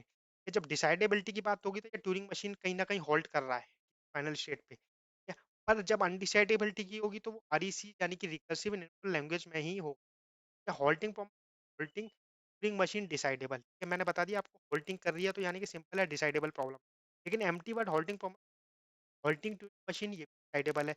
State entry problem halting to machine, देखिए जब भी मशीन हॉल्ट करेगी ना, आप समझ जाना वो डिसाइडेबल में आएगी। लेकिन ठीक है, अब यहाँ पे सेम, अभी हमने आरी रिकर्सिव की बात करी, अब यहाँ पे बात करेंगे आरईएल की, ठीक है। कंफ्यूज मत होना, आरईएल और आरईसी, ये मैंने आपको बता दिया, ये इसका सबसेट है आरईएल का, ये ध्यान रखना, ठीक है। तो आरई मेंबरशिप प्रॉब्लम अनडिसाइडेबल है, आरईएल थोड़ा टफ इसलिए बन जाता है, मैंने आपको बता दिया, क्योंकि वो भार की प्रॉब्लम। अगर मैं ये सबसे ऊपर का हमारा क्लासिफिकेशन है, अगर इसके बाद अगर कॉम्प्लीमेंट होता है ना, तो लैंग्वेज भाग जाएगी, और भार का जो, अगर ये क्लास से भाग चली जाती है ना, तो सॉल्यूशन नहीं है हमारे पास, तो वो अनडिसाइडेबल में आएगी। फिर आता है हमारा मेंबरशिप प्रॉब्लम, अनडिसाइडेबल है। एम्प्टीनेस प्रॉब्लम अनडिसाइडेबल है। फाइनाइटनेस अनडिसाइडेबल, ठीक है। और यहाँ पे सबसेट की बात की जाए, सबसेट भी अनडिसाइडेबल है। Universal problem undecidable, ambiguity undecidable, regularity problem undecidable, disjointness undecidable, ठीक है। अब some decidable problem related to machine, अब जो मशीन के लिए जो डिसाइडेबल प्रॉब्लम देखते हैं आरई में, यहाँ पे हॉल्टिंग प्रॉब्लम ऑफ अनडिसाइडेबल। कभी कभार क्या होगा ना, प्रॉब्लम कहीं जाके हॉल्ट करेगी। हॉल्टिंग मतलब मैंने आपको बता दिया, आउटपुट जनरेट करना या फिर कहीं जाना, मतलब कोई फाइनल स्टेट हॉल्टिंग कहते हैं, ठीक है। एम्प्टी वर्ड हॉल्टिंग प्रॉब्लम होती है undecidable, state entry problem undecidable, Post correspond undecidable, modified Post correspond undecidable. Detail course में मैंने सब बताया कैसे होगा। क्या आप पोस्ट, यहाँ पे लिखा हुआ है कंसिस्ट ऑफ, लिस्ट कौन कौन सी है, ए इक्वल टू W1 के, W के, B equal to X1 some alphabet sigma instance of ऐसा solution, there is any integer I to M such that WI to M और XI to M, instance of I to M is instance of TP यानी post correspondence problem. ये problem जो है आपको, ये आपको ध्यान रखना है, ठीक है, क्योंकि ये प्रॉब्लम से अभी तक कोई ऐसा कोई क्वेश्चन नहीं बन सकता, पर लेकिन मैं बता रहा हूँ ये अनडिसाइडेबल की पहला प्रॉब्लम है ना, ये हमने थोड़ा इसमें बताने की कोशिश करी है कैसे कैसे लिख सकते हैं। मॉडिफाइड पोस्ट प्रॉब्लम क्या होती है, in modified PC additional solution that the first pair of A list must be the first pair in the, or formally sense of modified PCP equal to W1 to WIM है, और equal to में XI to यानी कि X1 to XM XIM है, ठीक है। तो ये है हमारा मॉडिफाइड पोस्ट, तो हमारा पोस्ट कोर्सपेंडेंस प्रॉब्लम था, उसको हमने मॉडिफाइड करके उसका सॉल्यूशन निकालने के लिए हमने बनाया गया, ठीक है। रिमेंबर के लिए आपको मैं बता दूं, पहले तो हमारी राइस थ्योरम देख लेते हैं। राइस थ्योरम क्या कहती है, non question asked about RE language is undecided. Rice theorem कहती है कि केवल क्वेश्चंस होते हैं ना, आरई लैंग्वेज अनडिसाइडेबल की कैटेगरी में डाल देते हैं। हम देख सकते हैं डिटर्मिनिस्टिक, डिटर्मिनिस्टिक टैलेंट होती है, और L is RE and only there existed Turing machine to accept it. RE हम तभी बोलेंगे जब वो मशीन एक्सेप्ट कर पा रही है, हॉल्ट कर पा रही है कहीं, ठीक है। एल इज आरईसी, आरईसी मतलब रिकर्सिव, आरईएल मतलब recursive language, and only there existed machine to accept it, and Turing machine halts for all W belongs to sigma star, both RE and REC are countable में आती है। only REC has membership algorithm but no membership algorithm RE, ये ध्यान रखना आपको point. If L is REC then L complement is also RE। ये सारा detail course में मैंने बताया आपको, यहाँ पे पॉइंट मैंने लिख दिया जो चीज मैंने आपको बता रखी है कि both L and L complement are RE and both L and L complement will be, ध्यान रखना है। Recursive language is decidable, recursive enumerable language is generalisable, मतलब कि हम जो है ना ट्यूरिंग मशीन वेरीफाई करते हैं मेनली लैंग्वेज। अब आप ये नहीं कह सकते कि अगर आपको किसी ने कोई लैंग्वेज पूछ के आप कह रहे हो ट्यूरिंग मशीन से बना सकते हो, तो एकदम एग्जैक्ट आंसर नहीं दे सकते कि आप बना सकते हो कि नहीं। लेकिन यहाँ पे हम वेरिफिकेशन करते हैं, इसलिए हम रिकोगनाइजेबल बोलते हैं। आर ई एल को, are E L is recognisable, ध्यान रखना है। बाकी डिटेल कोर्स में मैंने सब बताया आपको। अब यहाँ पे देख सकते हैं ए एन स्क्वायर है formal language identification of, A N square है वो रेगुलर नहीं होता लेकिन सी एस एल होता है। N B N C N C S L है। डब्ल्यू डब्ल्यू हमारा सी एफ एल नहीं था, वो सी एस एल है। जो चीज़ हमारी सी एफ एल नहीं था वो सी एस एल हमारा वो लैंग्वेज बना पा रहा है, ठीक है। फिर आता है W W R W, C F L नहीं था सी एस एल है। यहाँ पे सी एस एल के कुछ एग्जाम्पल है, H W W S L, यहाँ पे N A equal to N B equal to, यानी कि वहाँ पे दिक्कत हो रही थी, हम एन बी एन को काउंट कर पा रहे थे जो CFL नहीं था, लेकिन यहाँ पे CSL H E C N A by N B number of A divide by number B equal to number W ये CSL बना लेता है। ठीक है, फिर आता है AN। यहाँ पे डिपेंडेंसी देखो ऐसे थी, CFL में नहीं कर पाए थे एक स्टैक से, लेकिन CSL कर पा रहा है। यहाँ पे equal to M equal to P CSL बना देगा। एन एन का स्क्वायर देखिए, बी एन स्क्वायर तो पहले रेगुलर और CFL नहीं है, लेकिन यहाँ पे AN के साथ भी होने के बाद भी CSL बन पा रहा है। अब आता है DCFL। CFL CFL के लिए देखिए, यहाँ पे हम ये दोनों डिपेंडेंसी क्रिएट कर सकते हैं, हम और डिपेंडेंसी क्रिएट कर सकते हैं। तो ये डिटर्मिनिस्टिक है हमारी CFL। सारी लैंग्वेज हमने एक बारे में लिख दी कि क्या CSL है, क्या CFL है और क्या DCL। नंबर ऑफ हम ए एम बी एन, देखिए बी एन क्या है हमारा, डिपेंड ही नहीं कर रहा, दोनों डिपेंड कर रहा, तो डी डिपेंडेंसी हम चेक कर सकते हैं, खाली करा देंगे हम चेक से। और pop F L A N dependency dependency F L A B N M D M N J, ये हमारा क्या है, इसको हम एम टी स्टैक से पास करा देंगे DCFL।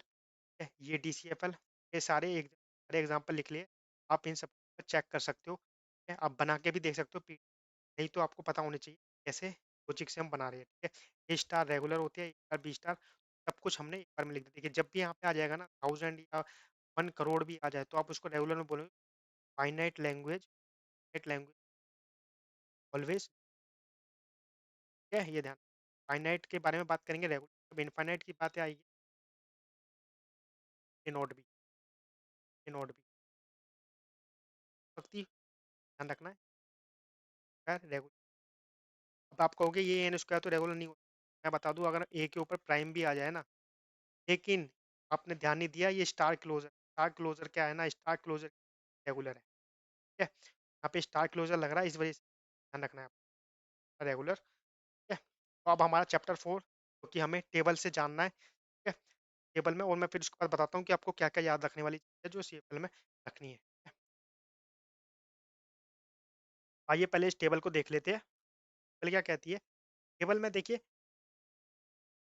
डब्ल्यू इन, अगर ये मेंबरशिप प्रॉब्लम है तो रेगुलर लैंग्वेज हमेशा होगी, DCFL होगी, CFL होगी, और रिकर्सिव लैंग्वेज भी होगी। लेकिन जब are E L R E L के ऊपर बात करेंगे ना, ये डिसाइडेबल नहीं होती, मेंबरशिप भी नहीं, यहाँ पे क्रॉस लग जाता है। यहाँ पे आपको ये ध्यान रखना है कि एम्प्टीनेस बात की जाए तो रिकर्सिव लैंग्वेज और REL, रिकर्सिव लैंग्वेज मैं सिंपल लिख देता हूँ REC, REC नहीं होती, REL नहीं होती। अगर L इक्वल टू फाइनाइट है कि नहीं, मैंने बिल्कुल एक तरह के एग्जाम्पल से आपको डिटेल में बता रखा है, और यहाँ पे एक टेबल के जरिए आपको ये, यहाँ तो REL ना REC, यहाँ पे ये L भी नहीं होती, RE is L1 equal to L2, क्योंकि इक्विवेलेंस प्रॉब्लम नहीं करती। ठीक है, नहीं होती, आपको वही देखना है। L1 is a subset of L2, मैंने आपको बता दिया सबसेट, सबसेट L1, अगर L2 का सबसेट प्रॉब्लम है तो सबसेट प्रॉब्लम, देखिए वो सबसेट अलग था, ये प्रॉब्लम के ऊपर बात कर रहे हैं, प्रॉब्लम डिसाइडेबिलिटी की ये हमारी जो टेबल है डिसाइडेबिलिटी, देख सकते हो ये हमारे रिकर्सिव एन्यूमरेबल, यानी कि इन चारों में से ही नहीं होता है। ठीक है, अगर एल रेगुलर है तो रेगुलरिटी प्रॉब्लम रेगुलर में हमेशा होगी। देखो रेगुलर की जो टेबल है ना, हमेशा आपको राइट राइट मिलेंगे कि रेगुलर सबको सपोर्ट करता है, सारी प्रॉब्लम को डिसाइडेबिलिटी में देखता है। लेकिन कुछ एफएल में नहीं होती, आपको ध्यान रखना है। एक तो एम्बिगुअस, एम्बिगुअस का मैंने बता दिया, एम्बिगुअस में एफएल में ये हमारा रेगुलर कभी नहीं होती, ये ध्यान रखना। ये फॉलो डी एफएल का कंपैरिजन है। यूनिवर्सिटी यूनिवर्सैलिटी जाए तो एफएल में नहीं होती, हमारा DCFL में नहीं होती, में ये हमारा कॉम्प्लीमेंट भी नहीं होता। पता है, मैंने ठीक से बताया था कॉम्प्लीमेंट के बारे में, L equal to R where R is a given regular language. यहाँ पे एक बात बता दूँ आपको, या ये रेगुलर लैंग्वेज क्यों आ रही है, जब तक हम इस बात कर रहे थे, देखिए था ना, अगर आपको नहीं पता तो मैं बताता हूँ। अगर यहाँ पे मशीन थी, यहाँ पे हम एक स्टिक दे रहे थे उसको, यानी रेगुलर लैंग्वेज आउटपुट जनरेट करा सकते हैं। यहाँ पे रेगुलर लैंग्वेज एक क्रॉस लग रहा है, ठीक है, इससे ध्यान रखना है आपको, डिसाइडेबल नहीं है। ठीक है, अब इंटरसेक्शन की बात की जाए तो ऑल्सो अ लैंग्वेज नहीं है। देखिए यहाँ पे तो आपको सबको याद रखना है कि कुछ REC REL तो दोनों का, ठीक है, बस ये याद रखना है REL और REC, बस ये इंटरसेक्शन ऑफ टाइप में सिर्फ ये सपोर्ट करता है, यहाँ पे आरईसी सिर्फ कॉम्पोनेंट ऑफ लैंग्वेज सपोर्ट कर, आपको ये सपोर्ट कर रहे हैं ना, मतलब प्रॉब्लम को डिसाइडेबिलिटी चेक हो पा रही है, तो बस ये याद रखना है। ठीक है, इसके अंदर ये याद रखना है, बाकी तो टिक वाले हैं ना वो आपको देख लेना है। देखिए कॉम्प्लीमेंट ऑफ लैंग्वेज, जब भी कॉम्प्लीमेंट के ऊपर बात आएगी ना, सीएफएल हमेशा क्रॉस लगेगा ठीक है। बस बाकी बाकी आपको यही सब चीज़ें टेबल के अंदर याद रखना। बाकी मैं एक टेबल के अंदर वो बताता हूँ।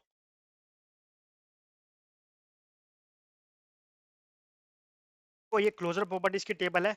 ये मैं अगर इसमें आपको सिंपल ये टेबल का ये बता देता हूँ, अगर आपको क्या क्या याद रखना। देखिए यहाँ पे मैं लिख रहा हूँ रेगुलर, रेगुलर, यहाँ पे लिख रहा हूँ DCFL, यहाँ पे CFL, यहाँ पे CSL, REL। ये चीजें आपको सिर्फ याद रखनी है, सब चीज याद रखनी जो टेबल कोई याद नहीं रख पाता। ठीक है, तो प्रूफ मैंने आपको एग्जांपल में दे दिया है, पर ये हमें थोड़ी पता होनी चाहिए पहले से ही। ठीक है, दिमाग में आ जानी चाहिए। तो आपको ये जो है ना, मैं आपको ये बना के दे रहा हूँ,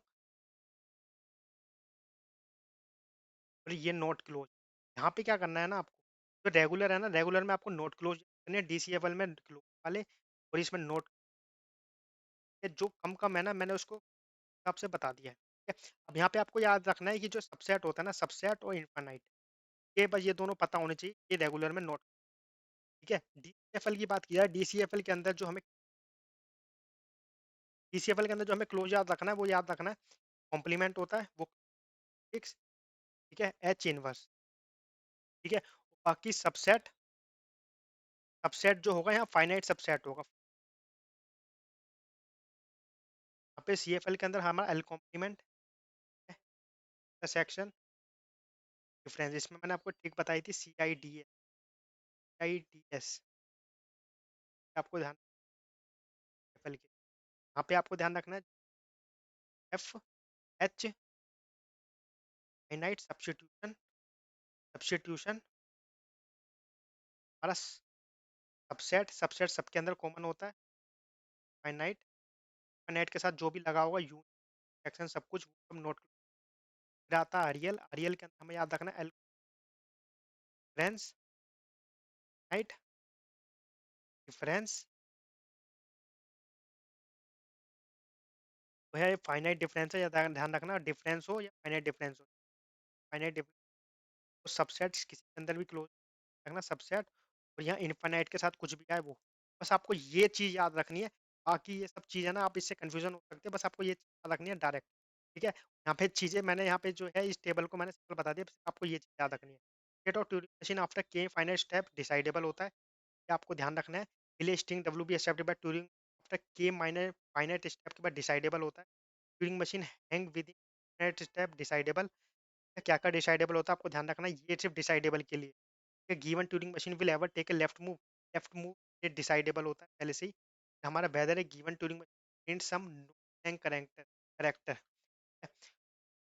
तो आपको ये टेबल यहाँ आपको याद रखनी है बस। टेबल और MP अल्फाबेट ये भी डिसाइडेबल में क्या क्या होते हैं ध्यान रखना। बाकी ये टेबल में मैंने शॉर्ट करके लिख दिया, आपको ये याद रखना है नोट क्लोज में ये एक दो चार, चार यानी कि है फाइनाइट सबसेट, तो ये चार, चार ये याद रखनी है हमारा ये वाला ऑपरेटर है, एक दो चार। IDS मैंने ट्रिक बताई थी इसके अंदर, यस कितने हो गए चार, ये याद रखने हैं फाइनाइट सब्स्टिट्यूट चार, फाइनाइट वाले जितने भी होंगे उसका ध्यान रखना वो क्लोज। यहाँ पे एक, चार, पाँच, छः, सब कुछ याद नहीं रखना, बस ये चार दो छः, चार दस, पाँच 15 और छः, यानी कि 21 ये आपको सिंपल याद हो जाएगी। मैंने वो आप टेबल से देख, ये है हमारी पूरी टेबल, ये हमने एक बारी में ख़त्म कर दी। ठीक है, तो आई होप ये शॉर्ट नोट्स आपको पसंद आए होंगे। ठीक है, मिलता हूँ आपको अगली वीडियो में। अब वीडियो को ज़्यादा लंबा नहीं करता हूँ, आपको आई होप इससे कुछ मदद मिलेगी, मिले तो आप जरूर लाइक और सब्सक्राइब कर देना। Thank you so much.